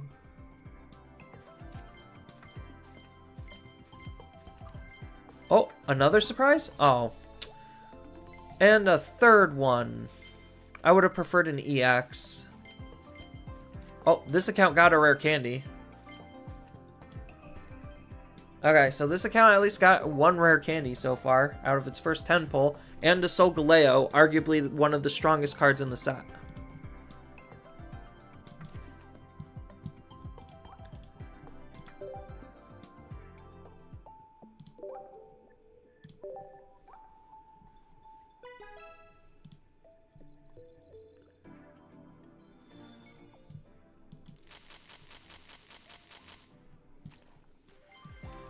Oh, another EX. Nice. Dhelmise, one of the weaker ones.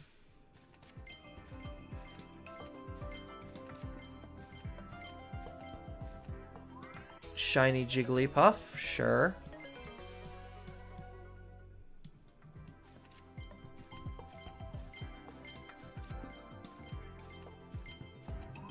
Ooh, Raichu EX. Nice. That's a good one to have. Leading off with the 3 diamond in that pack.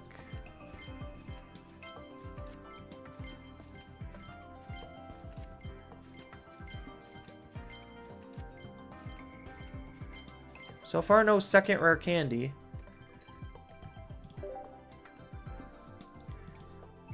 So 1 EX per 10 pull as of right now. Pretty average odds. Well, I guess technically this had 2.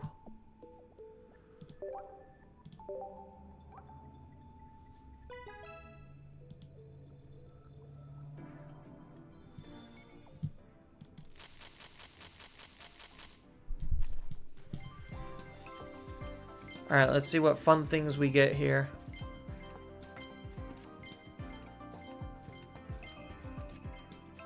More EXs would always be nice, video game.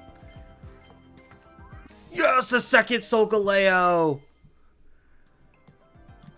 Nice.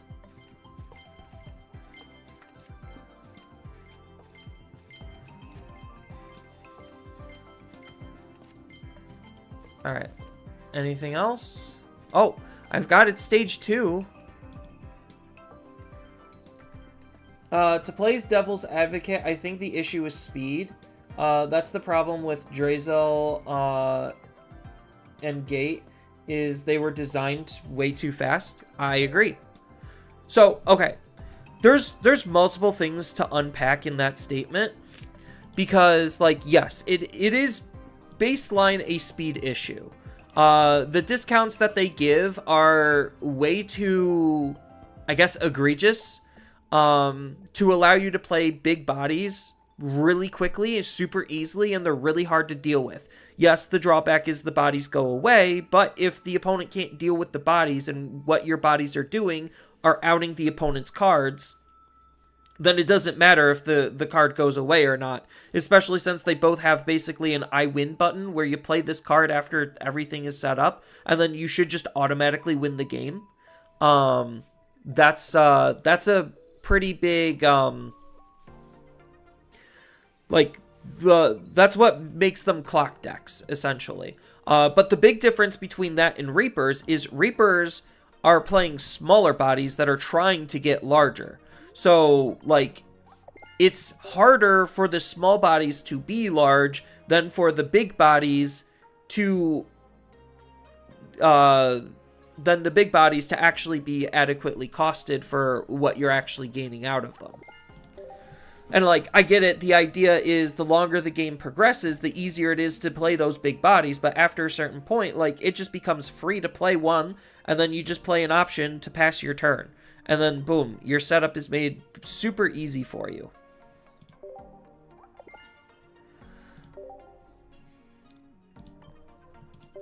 So, like, there's multiple levels to why Gate and Yggdrasil are, like, not super healthy for the long term of the game.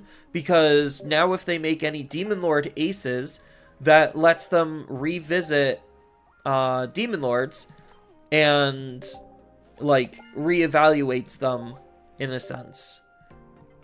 Because that's what Royal Knights is doing right now, is they have more Royal Knights and Royal Knight aces that they could leverage to be able to propel them even faster and further than what Demon Lords was even hoping to be. And Demon Lords already was supposedly designed to be faster than Royal Knights. And like the big problem is clock style decks like that, they're usually supposed to be the power floor, not the power ceiling. Like that's where the decks need to strive to beat and should be beating, not the other way around, where this is the power ceiling, this is the best thing that's going to be happening, and therefore, if you are not basically on equal levels with this, you are just an unplayable deck.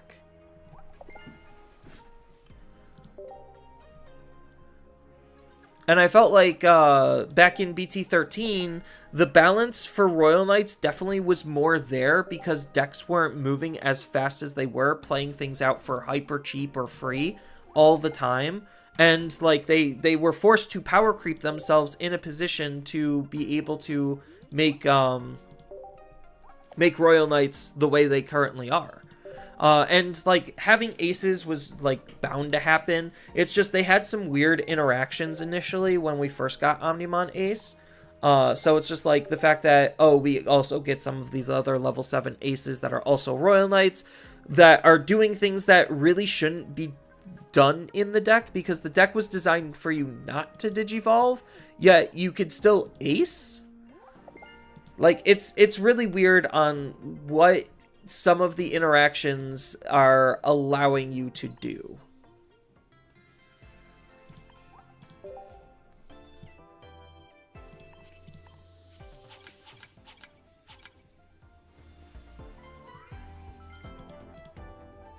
Hey, Sudowoodo.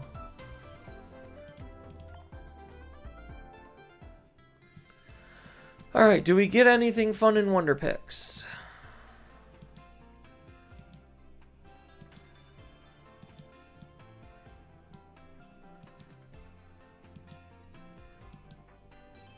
Not really. That's unfortunate.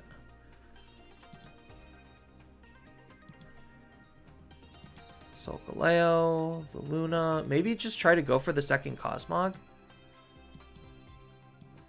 I could do it a little bit cheaper here.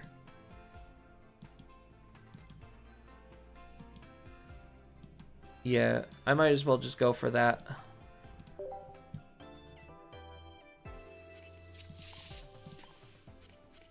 Nope, missed. Well, I mean, I got the other 2 diamonds, so that's something. I'll take that.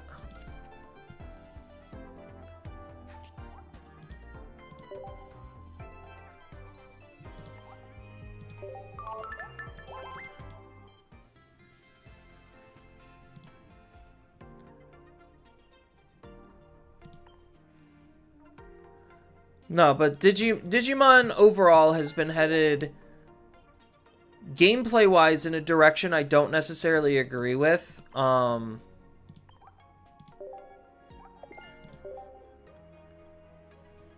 that's why I've been struggling to try to have fun with it. Like, I want to have fun. I really want to have fun very badly. It's just very difficult when the game is actively doing everything to piss me off.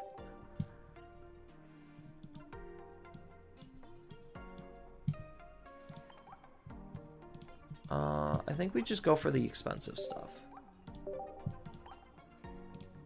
Or no, maybe we just go for these. Because I should just be able to get all 10 here.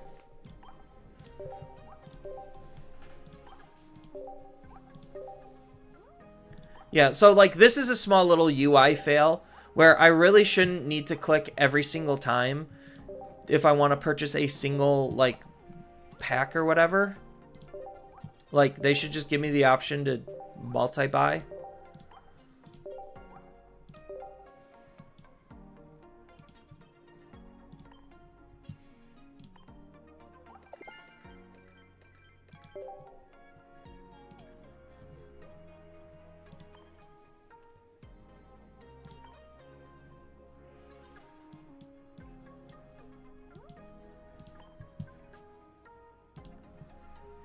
Alright.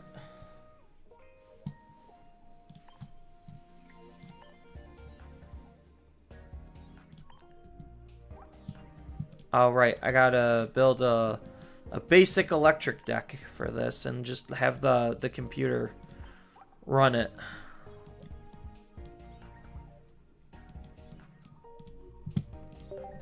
Alright, so what basic electric cards do we actually have that are good? We could potentially build a Electivire. There's a little Pikachu action.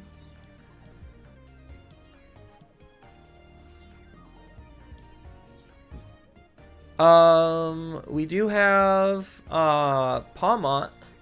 Pawmont could be cute.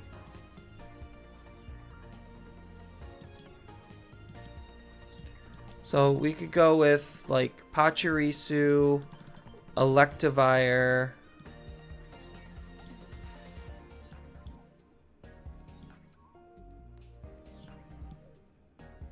Pawmont?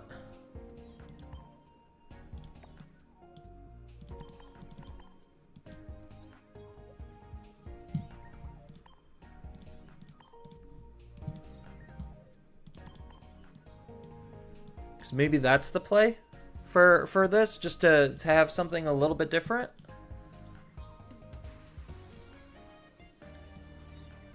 Now I just need to pick an Electabuzz. Do I only have one Electabuzz? I thought I had more. So maybe I can't build Electivire. So probably just another basic then? Maybe Orichalcoo?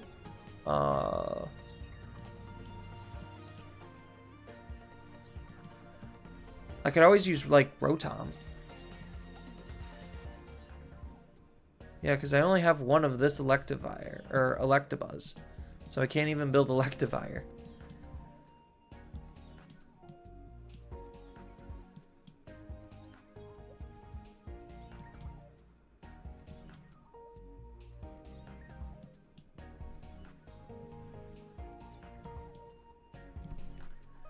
I could throw in Pikachu. I don't think that's good enough, though. I think maybe it is just Orichalcoo as just the other Pokemon.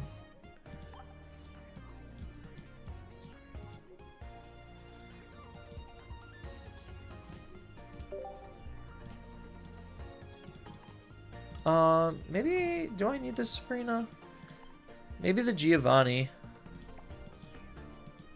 Like, we'll just get some of the basics out of the way. I really don't need the X speeds. I could leverage Rare Candy. So, like, if I were to build Rare Candy, I would remove one of you, put... Oh, I only have one Rare Candy. So I do need the other one.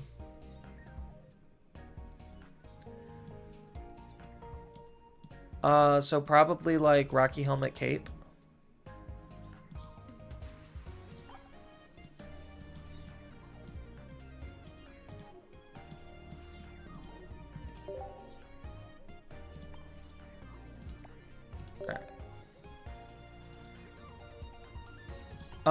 Is there actually a better...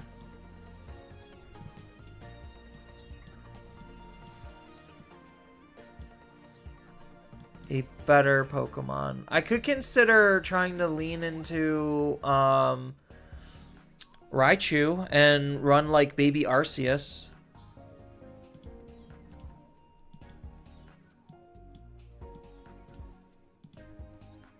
No, I think this is okay. Oh, I guess I should remove these. And play one Communication and one Iono. See, like, this build is making the computer try too hard. And I think, like, that's an initial problem.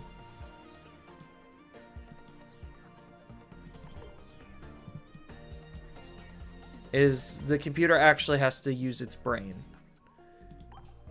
And I think that's an issue.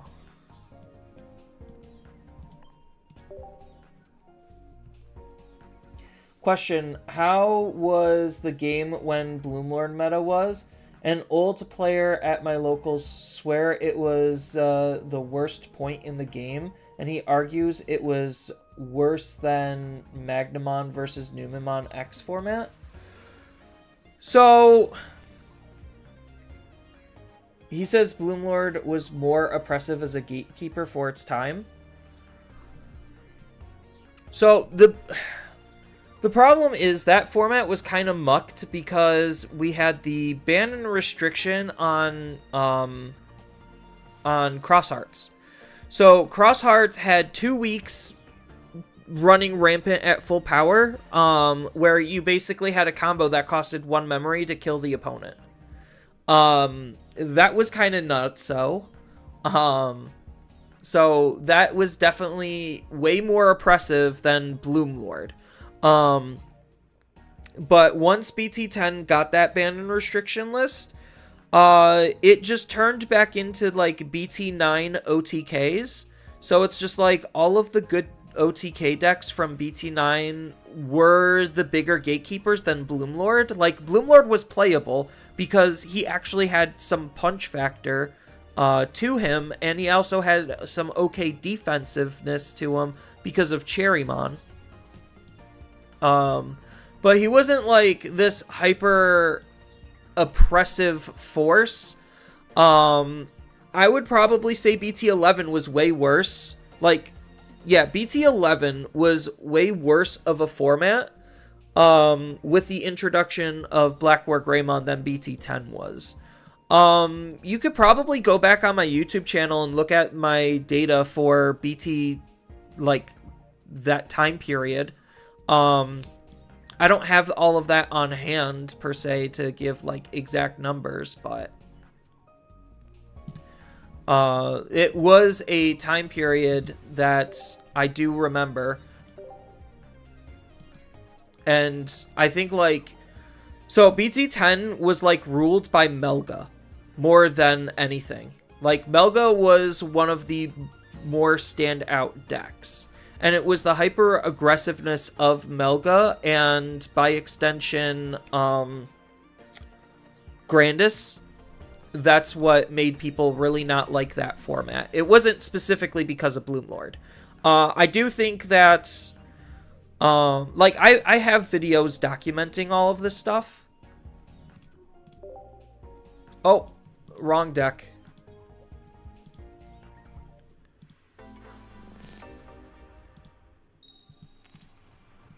Like, that's partially why I like having a YouTube channel, is because, like, I do have content documenting basically, like, the meta developments and history of the game. Like, that was a time period I was doing, like, year wrap-ups where it was just like, yes, this is where the year turned out. Like, this was the meta for how each meta played out for each portion of the year. So you could always go back and refer to those videos. They have the exact data.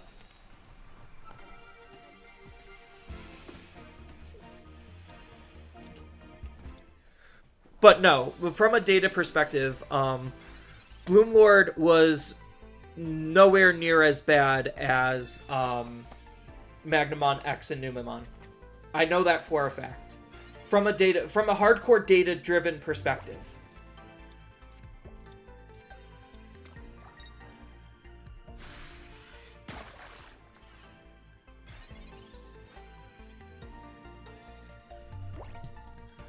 So I could maybe try to find that.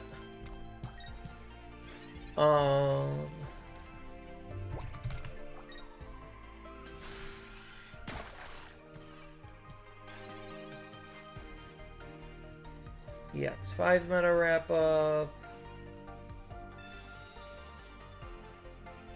BT13, the complete meta.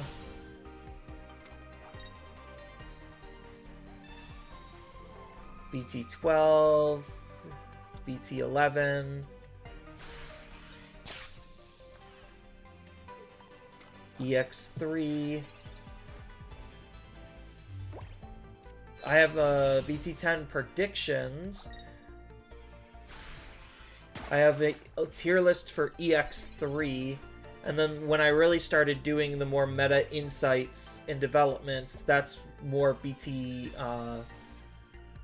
11 is when I started doing that, and I stopped doing that basically after a year. Like, EX7 was the last time I did that.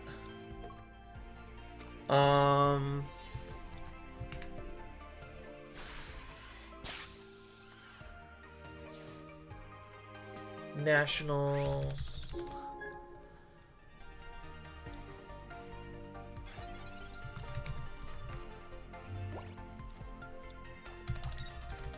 Oh, God. That was, what, 2023?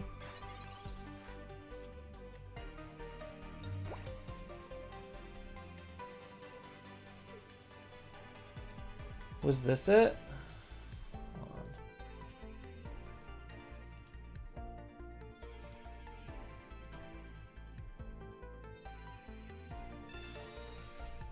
on. No, I needed 2022. That would have been 2022.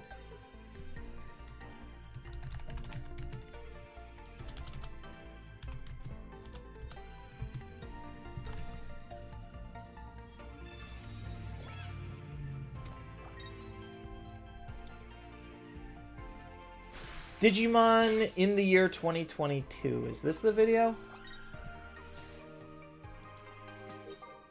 Yeah, 2022 wrap up.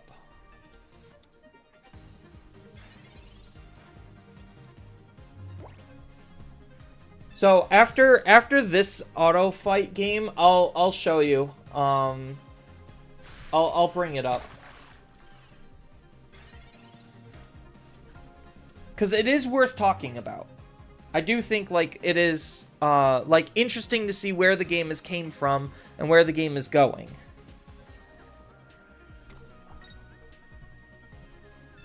The computer is thinking way too hard about this. Okay. It is making the correct decisions. It was just thinking way too hard and overusing cards. Alright. So now that that's done, I could show you, the video.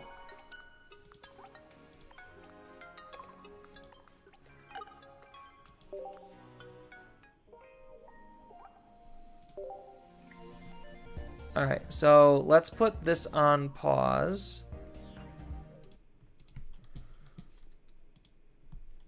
We could swap over. Here we go. Hello, everyone. My name is... So,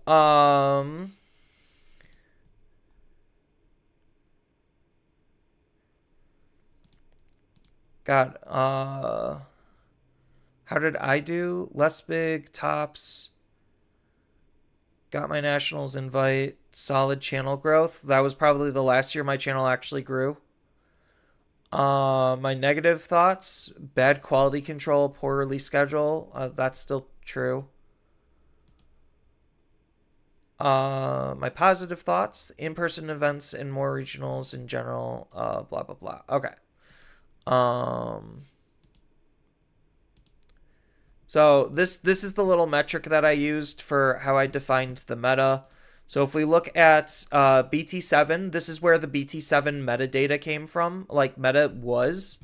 Let's full screen it so you could actually see it better.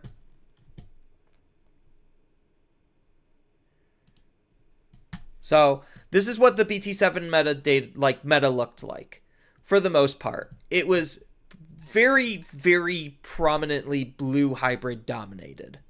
Granted, it was like there wasn't a whole lot of events, so that kind of skewed the data, but I'm pretty sure if we like had a longer BT7 with no changes, this representation would probably either go down or stay the same, with all honesty. Then we go into BT8 and we could see that blue hybrids became a little bit less dominant as we were testing out Imperial, but yellow hybrids, because there was less blue hybrids, actually did better, because yellow hybrids' only real hard negative matchup was to blue hybrids. So we're still technically in hybrid meta. It's just a little bit more experimentation's been going on, and there are a little bit better outs because of how DNA worked and what it introduced. Then we go into EX2, and we could see that blue hybrid actually still is JK the best deck, because we all realized blue hybrids never really was bad. It didn't actually get worse. We just were playing less of it. So yeah, that's where EX2 came from, and you can see it's still basically, for the most part, the same as the last two formats. So literally, like, nothing has really been changing outside of just the lower end of the spectrum. Fast forward to BT9, and we do get Tommy and Jet Sylphie limited, but BT9 already was, like, hide raising OTK. So that's why, like, Metal Gurumon and Alphamon were doing really good. Gaiomon was also doing good. Grandis, these are all decks that can hit very hard out of raising. Has lots of decent protection, offense, and defense, all rolled into their own neat little package.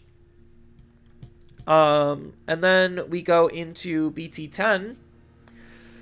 And we have essentially, like, split formats, because Shout Cross 4 was limited, Sunrise Buster was limited, and Doru Gray was limited. So Doru Gray hurt Alphamon, but Alphamon was still good enough to withstand that.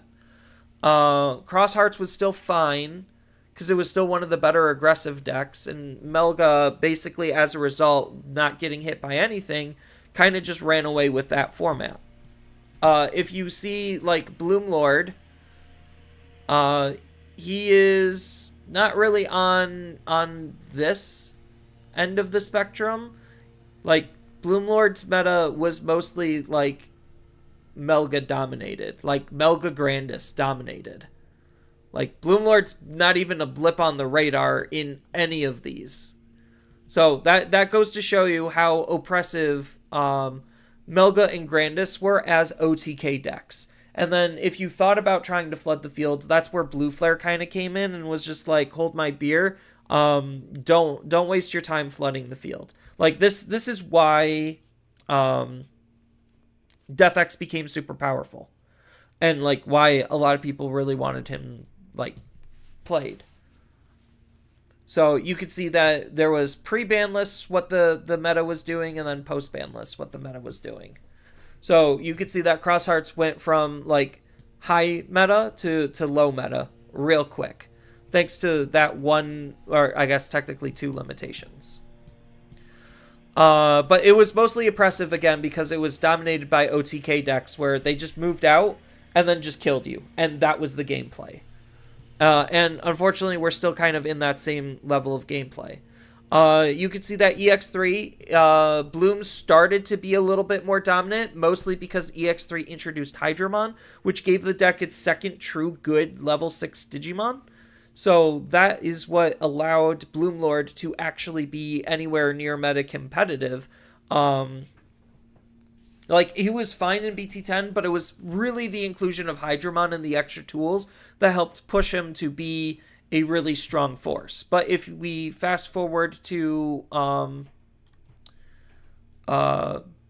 BT 11,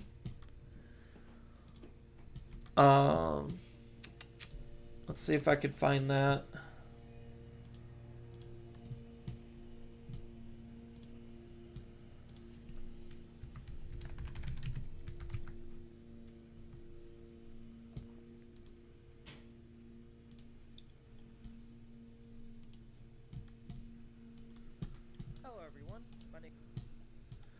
So if we fast forward to BT 11, we could see that, again, Bloomlord really isn't anywhere in a dominating force. And again, like, Black War Greymon and Grandis were basically running away with the show, because Grandis was the only real counter to Black War Greymon. So, like, this is what an oppressive format looks like, where you have one deck that's dominating by a large number. When it comes to, like, getting as close to a tier 0 format. I think like right now, technically, Digimon has a good spread of decks. It's just the the top contenders stand out way more than like the bottom contenders. If that makes any sense.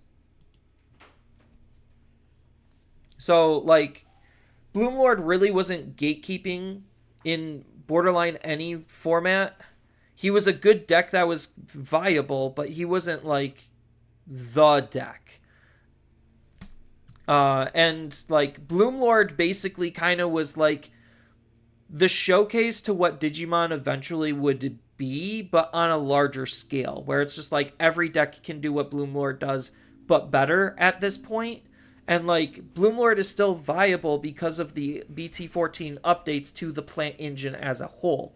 That's what's keeping Bloomlord anywhere near viable. Like, I get it, I'm probably hyper fixating and focusing too much on the Bloomlord aspect of the comment, but it kind of just shows BT10, like BT9 really started to shape the direction of the game in not necessarily the most healthiest ways, and I feel like they got a little bit back on track at around BT13 and then immediately dropped the ball when it came to EX5.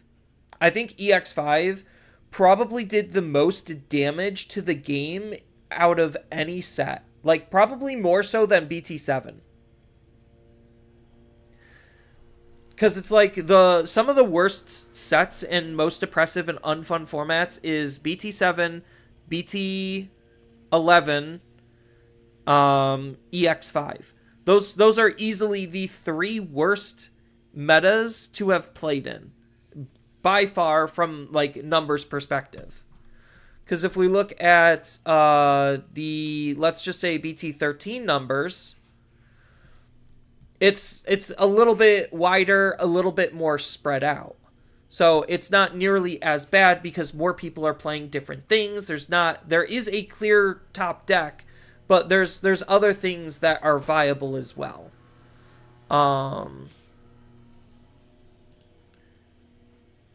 And then like BT14, again, nothing insanely hyper like topping at an exuberant amount compared to some others. Granted, yes, it was a shorter format, but still it shows that a lot of people's ideas were not hyper fixated on one particular deck because it is the standout deck.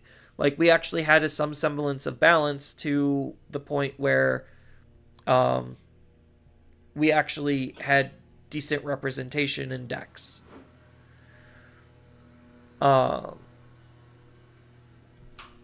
So, yeah.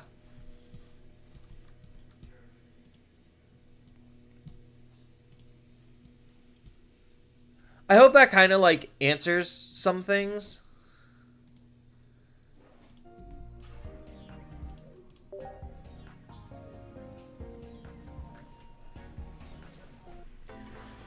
Like, this is why I used to do all of the data, is because there were just a lot of logical fallacies out there floating around that just were completely not true. But, like, this year so far has been very difficult to calculate, like, literally anything because of just how they handled events post-unification and where there's not really a whole lot. So it's not like I can actually sit down and objectively, mathematically break it all down like I did in the past because there's not nearly enough large-scale data for me to actually look at to have any good representation of anything. Which is partially why I stopped. Like, I think I said EX7 was the last time I did a meta report. Like, an actual meta report. I mean, I could go back and do some of the others, all the way up to Nats. But at this point, it's probably just not even worth doing.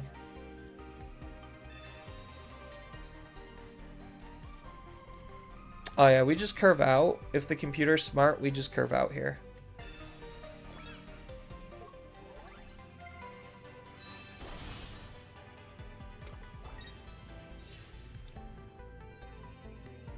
I mean, I guess that's a fine move. As long as it puts the energy right back onto it. Oh, it puts it on the other one. That's not going to hit as hard.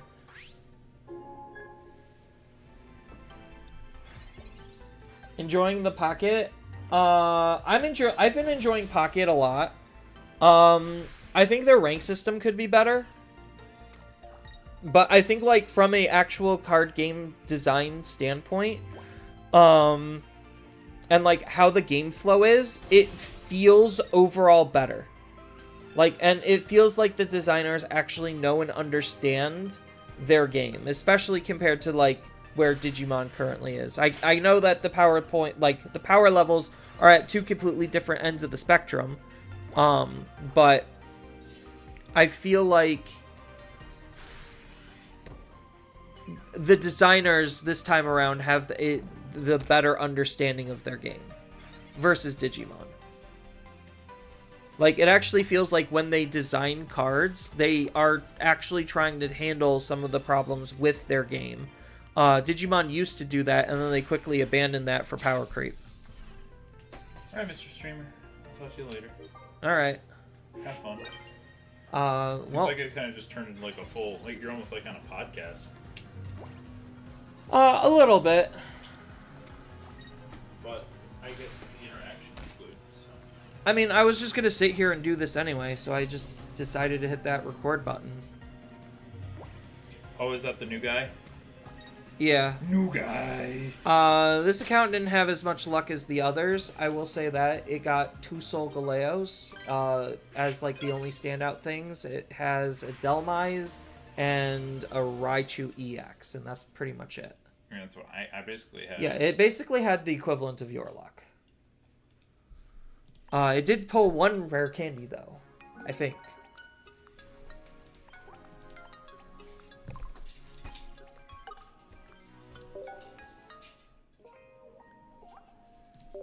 And then the other account has a Rayquaza.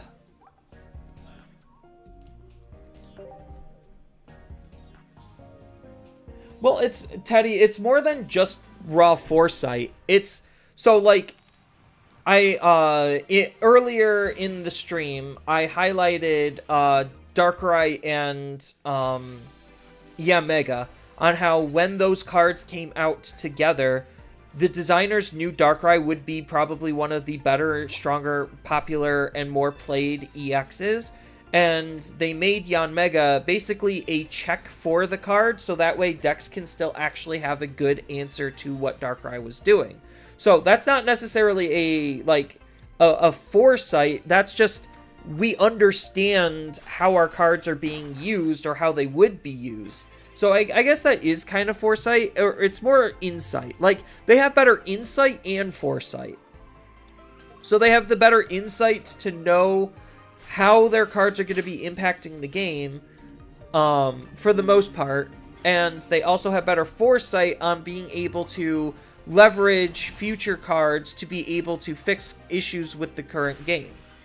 So it's just like, I again showed like multiple examples that led up to Rare Candy, where it's just like, okay, basic EXs were better than evolving, basic EXs were more consistent, how do they fix that issue? Well, they didn't have the Rare Candy that the main TCG had, and they needed a card like that in order to make Stage 2 EXs, or like just Stage 2 Pokemon in general, see any kind of play.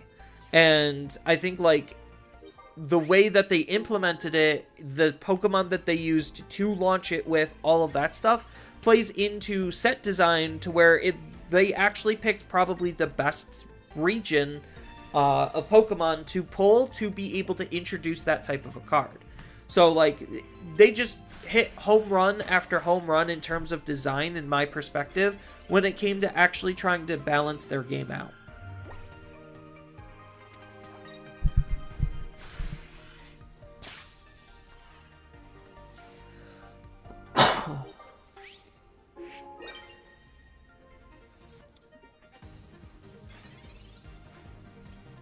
What does this card actually do? Oh, okay, it's one of those. It's a Licky Licky. Licky Licky EX, but not an EX.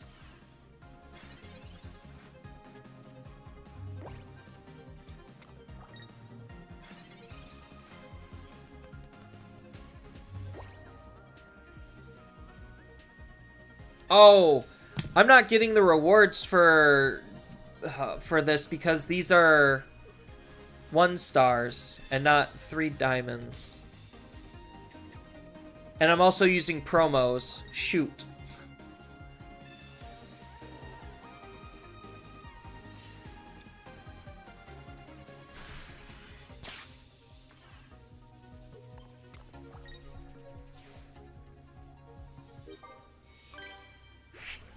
Oops. So I'm not going to be getting full rewards for this, I believe.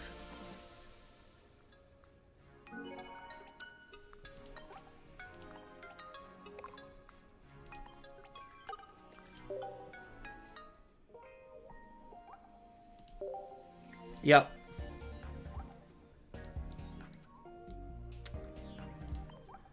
All right.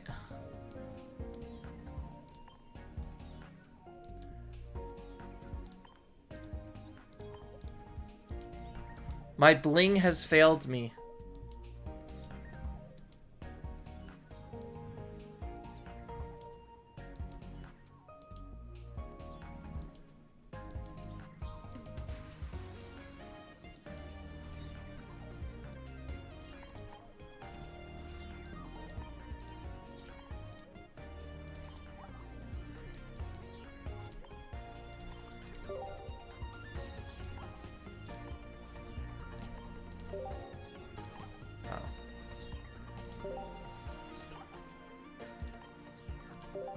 There we go.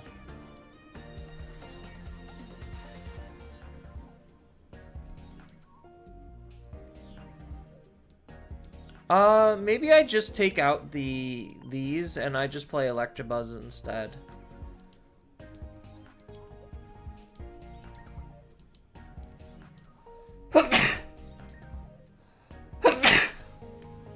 Just to grind that, I mean, I do have one normal one.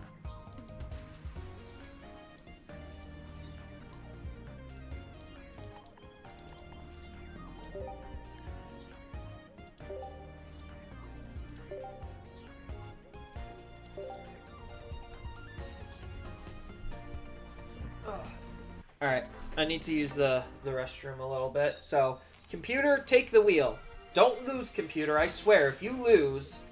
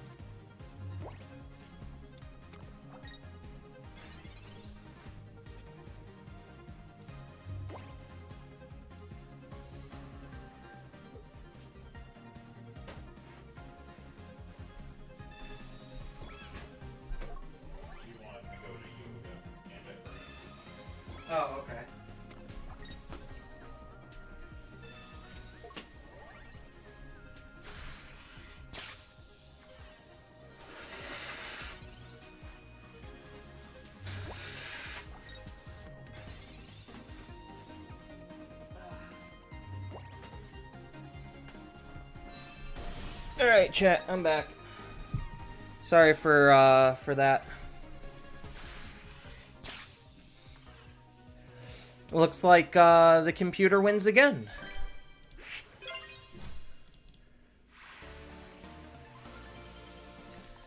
Hopefully the computer was doing some absolutely riveting gameplay. There we go.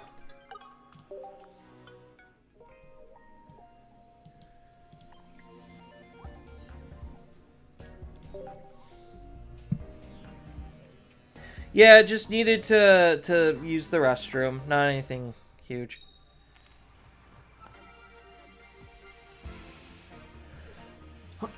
But I always like talking to you guys.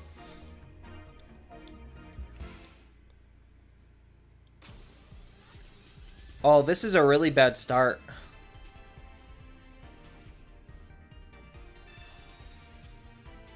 Okay, it got a tiny bit better. If it could find the stage 1, that would be really good.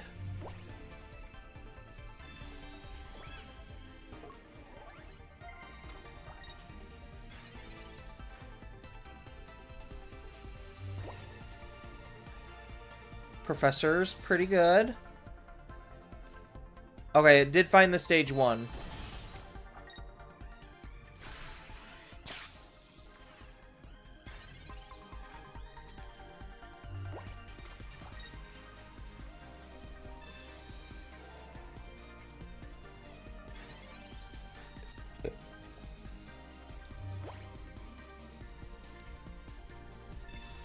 Deck thinning is deck winning.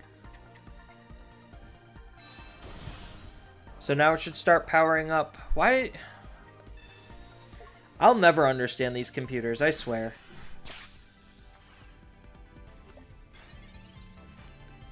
Like, it very clearly powered up the wrong one.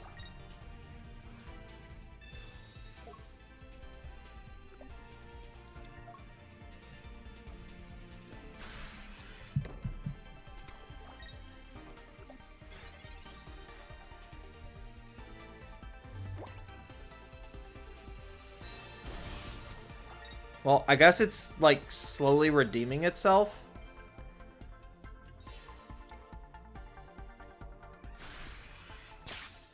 Oh, but that Rayquaza is good to go. I just realized. Ooh, that's not going to be good if that Draco Meteor hits.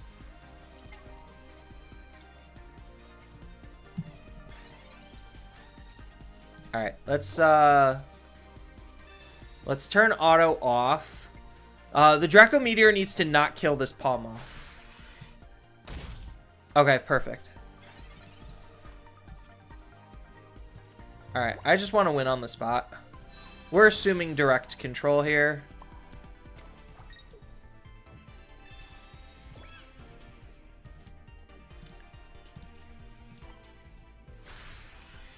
Bam. Easy claps.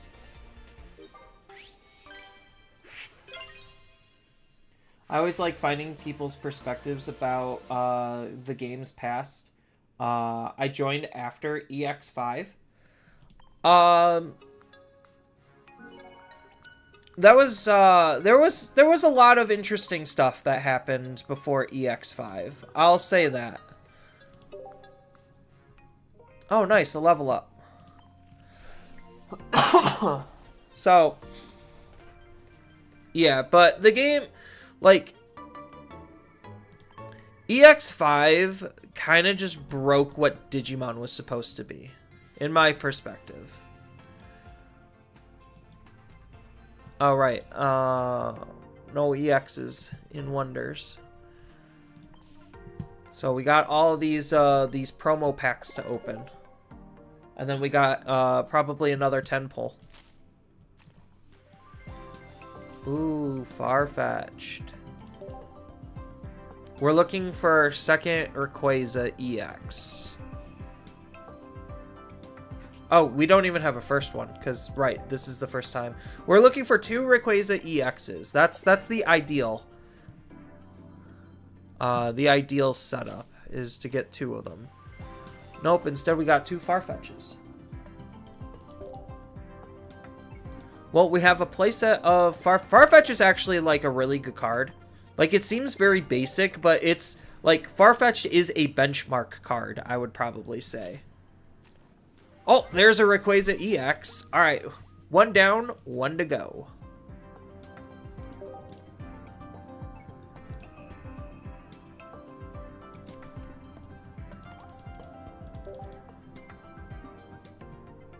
Alright.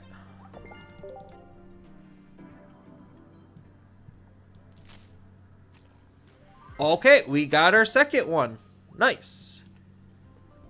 So now we can mess around with Rayquaza EX if we wanted to. We have that ability. It's really expensive for what it's doing.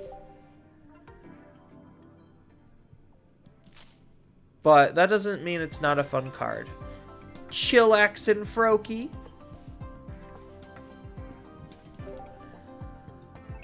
So if I could get the 3 diamond equivalent Rayquaza, that would be nice. So the baby Rayquaza.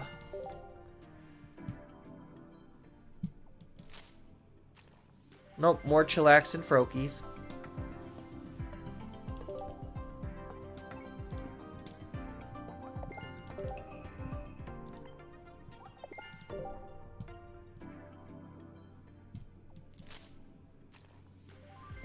Still chillaxing with the Froakies. I mean, we got the most important card out of the pack, but I would like to have the baby Rayquaza, please. A baby Rayquaza. Hey, thank you. Now give me a second one later.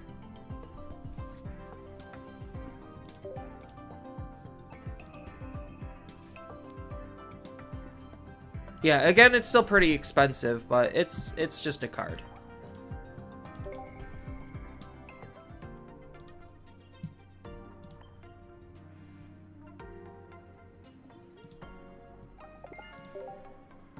And now we get more hourglasses for this as the ticker counts up.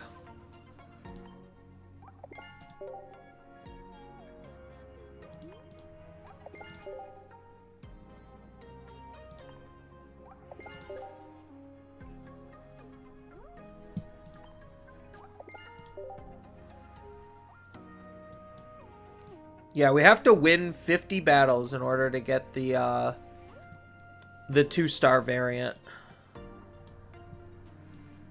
Oh, I didn't even send thanks yet. Oh, not here. There we go. Thank you, thank you, thank you, thank you, thank you, thank you. Alright. It was a very challenging mission.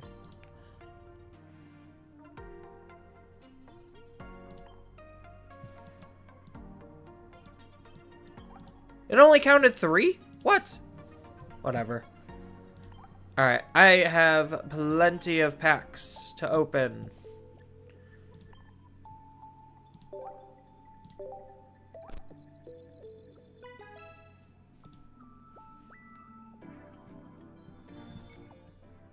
Let's go! No Sheens. But we could still get stuff without Sheens.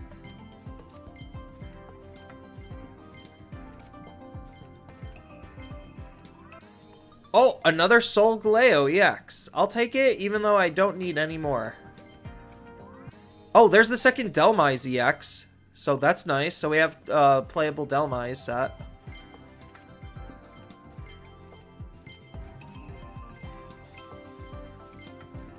Oh, a Lily. Lily's good. Rare candy? Nope, Masquerain. Nope.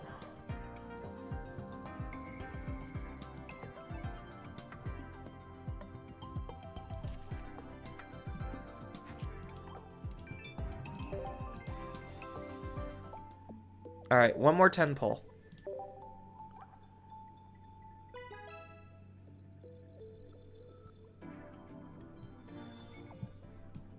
Let's go!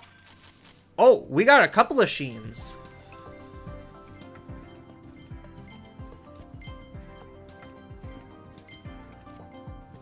Oh, a double rare pack. That was nice. And it's another Solgaleo. Well, I'll have plenty of Solgaleos to trade. I love this art for Rockruff. It looks so good.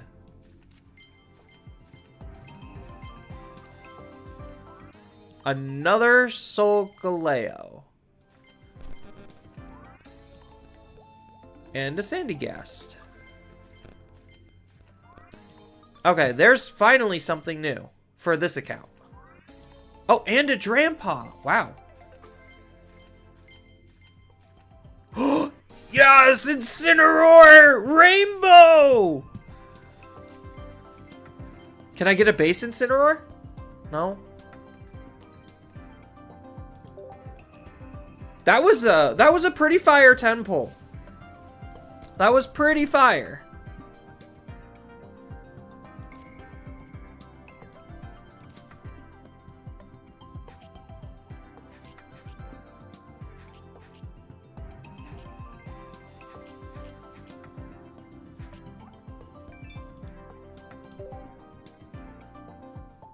All right.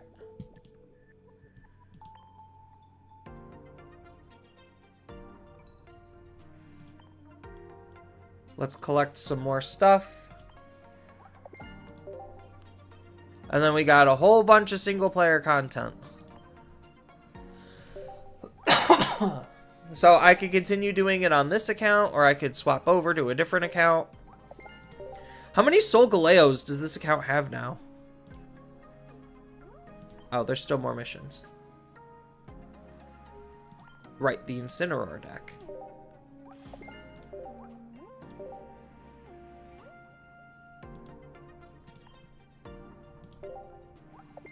Crabulunch. Alright. So basically, I feel like once this account gets the second Incineroar, it's probably good to switch to Luna.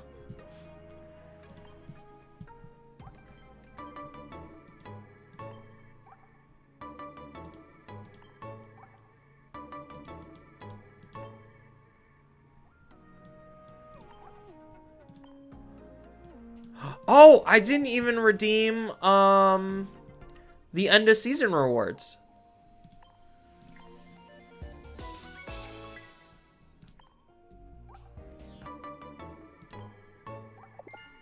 Ayo. Alright, so maybe we got one more 10 pull. Yeah, we got one more 10 pull. Alright, let's go.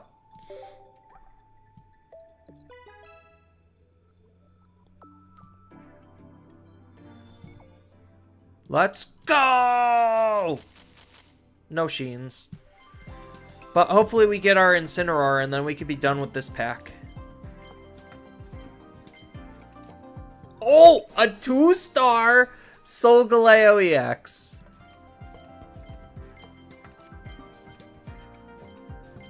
Solgaleo has blessed this account.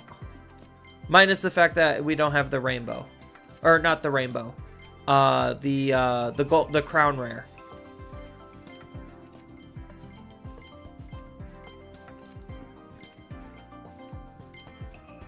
Okay, that's it.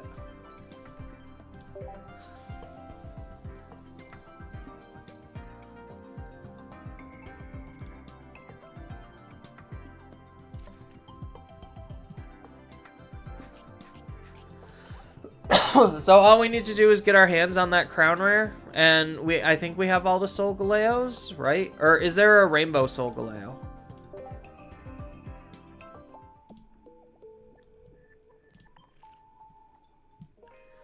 I think we're still short on rare candies also.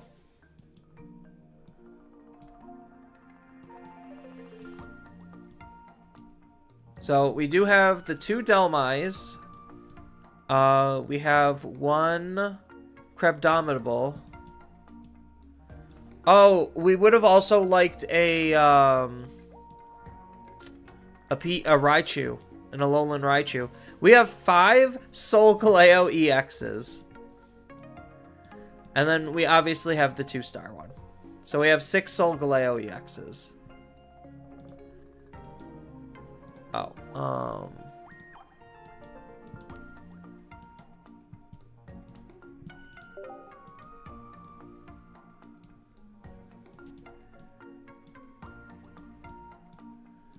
So...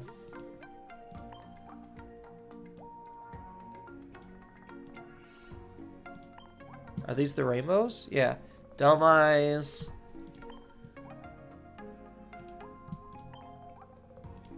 Wishy-Washy. Alolan Raichu. Lunala.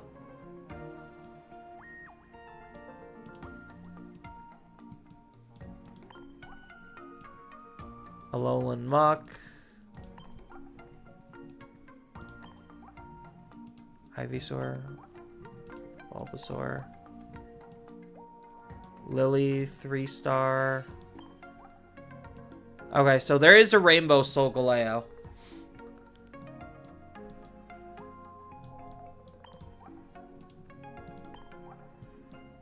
Look at him.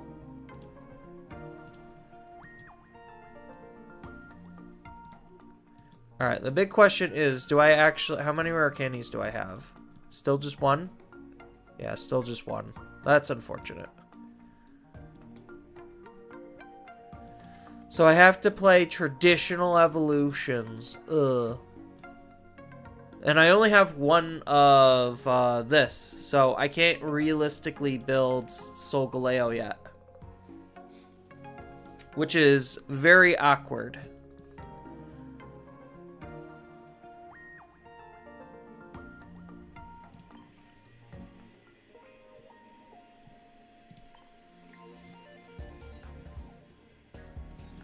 Oh, I got more stuff I could collect.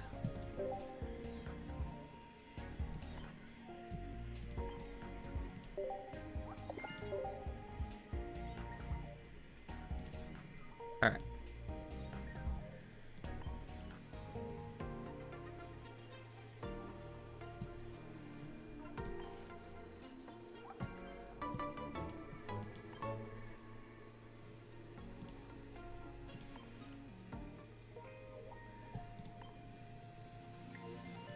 So now we could actually start doing these.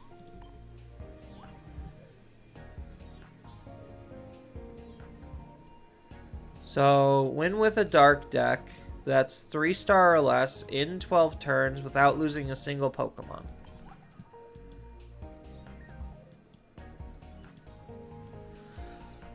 I think we just we wug it up.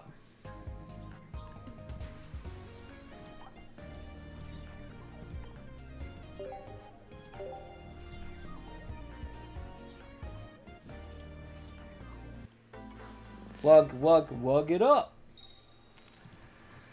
Let's see if Wugtrio's even good enough to do these.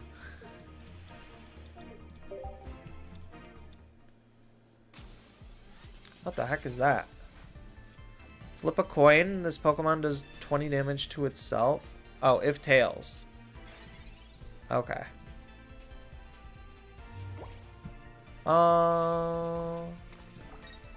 I'll probably end up Ionoing, like, in a turn or two. I just want to set up the Wugtrio. So, my ideal draw would be Misty.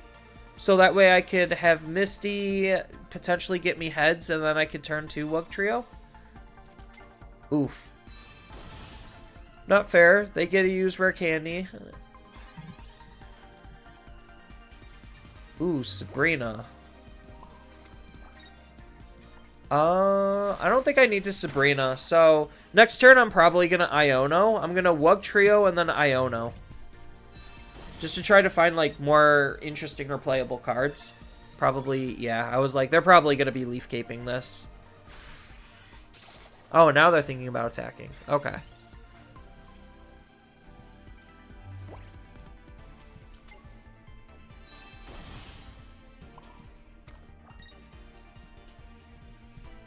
I could have healed, but I have a high chance of finding the heal card back again. Like that.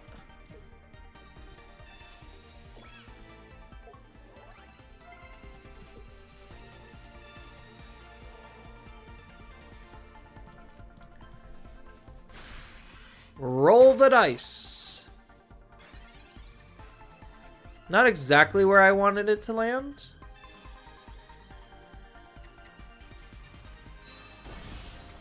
Uh-oh. What does this do? His attack deals 20 damage to each of your opponent's Pokemon. That's pretty nasty.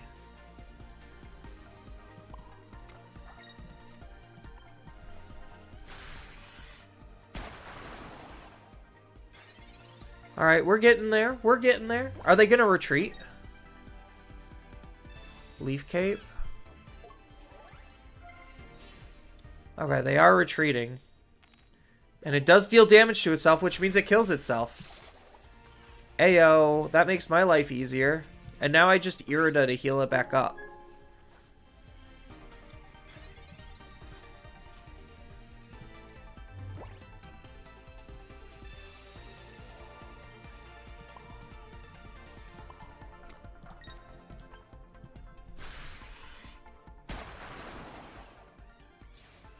Not exactly where I wanted it to go, but it just gets me more towards the like deal damage achievement.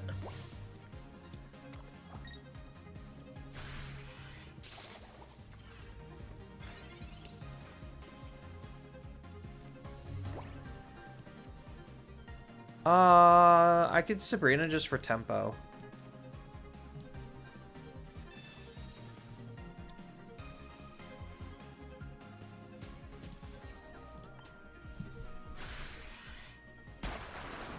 Okay, cool. Nailed it.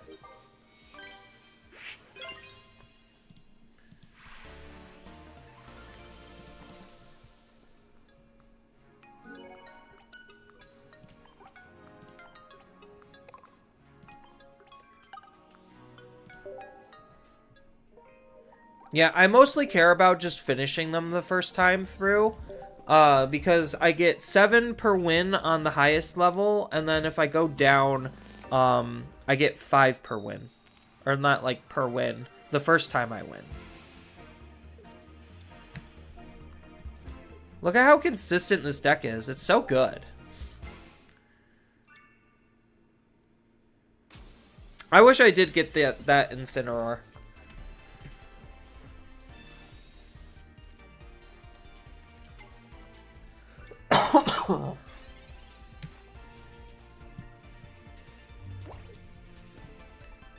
Alright, Misty, I need you to get a heads.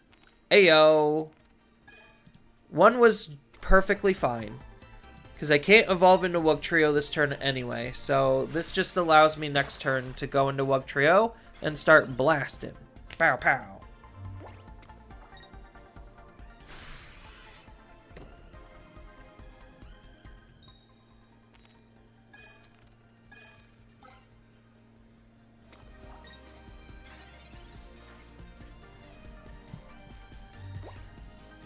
And then we Wugtrio. And then we hear. And Sabrina really doesn't matter here.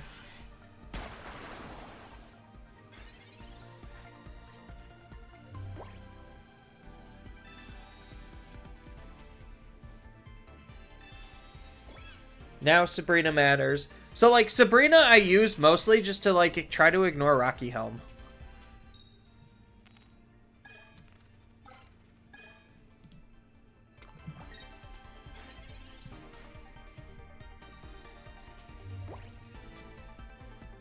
Because I would rather not take the recoil damage if I don't have to.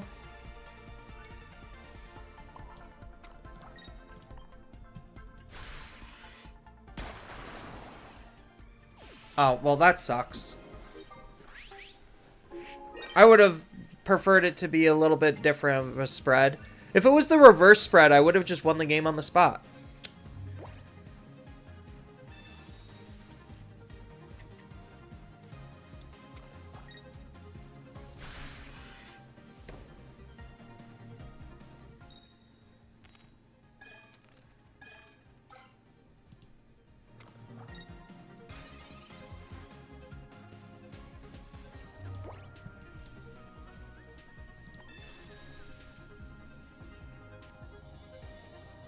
Cape is good. Little safety net.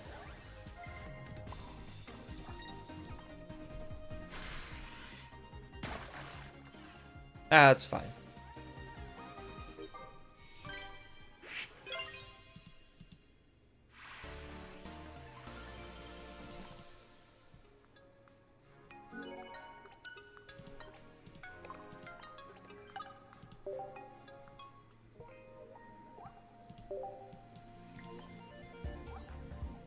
Electric is going to be a little bit hard for this deck, just because of that level of aggression.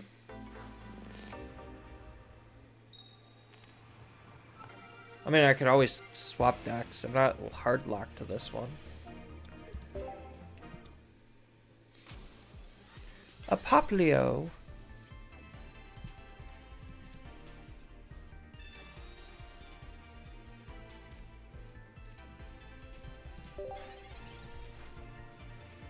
Now all I need is a communicator?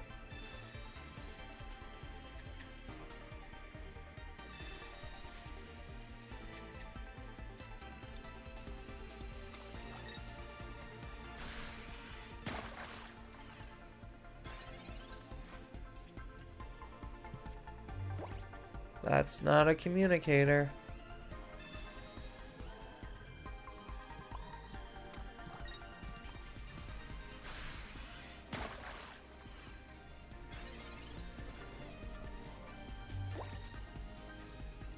Oh, not good.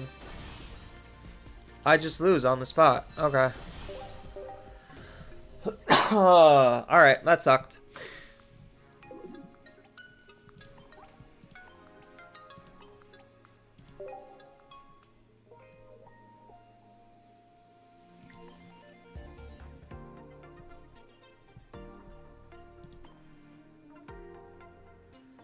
How do I still have more missions? Oh, because participating in battles. Right.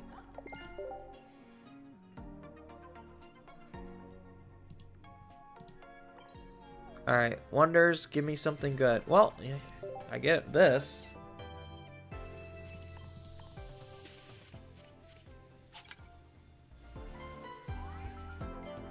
It's a Machop.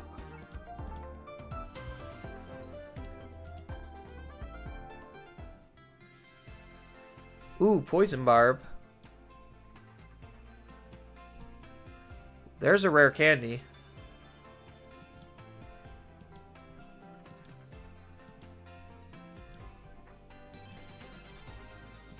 Alright, we could go for the Krabby Lanch and the rare candy.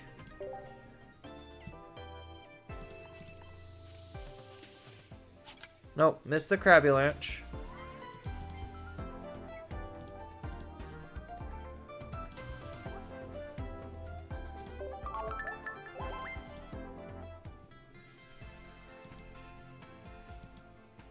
And we gotta go for the rare candy.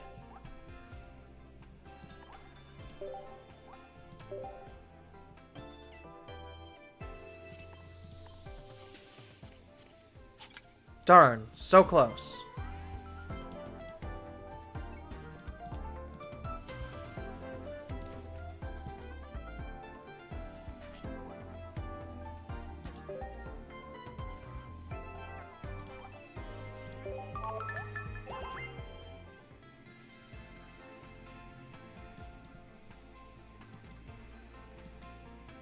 I could try to go for the Poison Barb, too. A lot of Mochis.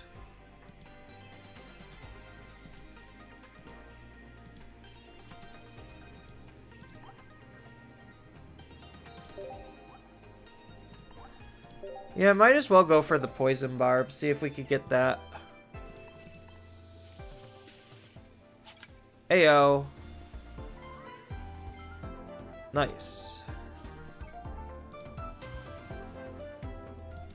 Would have preferred the rare candy, but I'll take the other playable cards.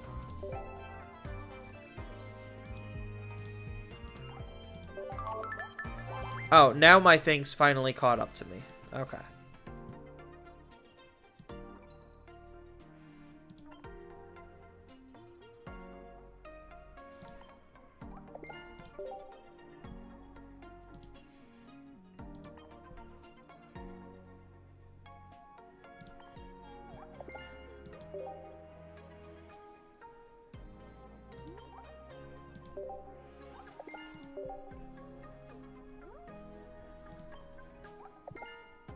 Charmander.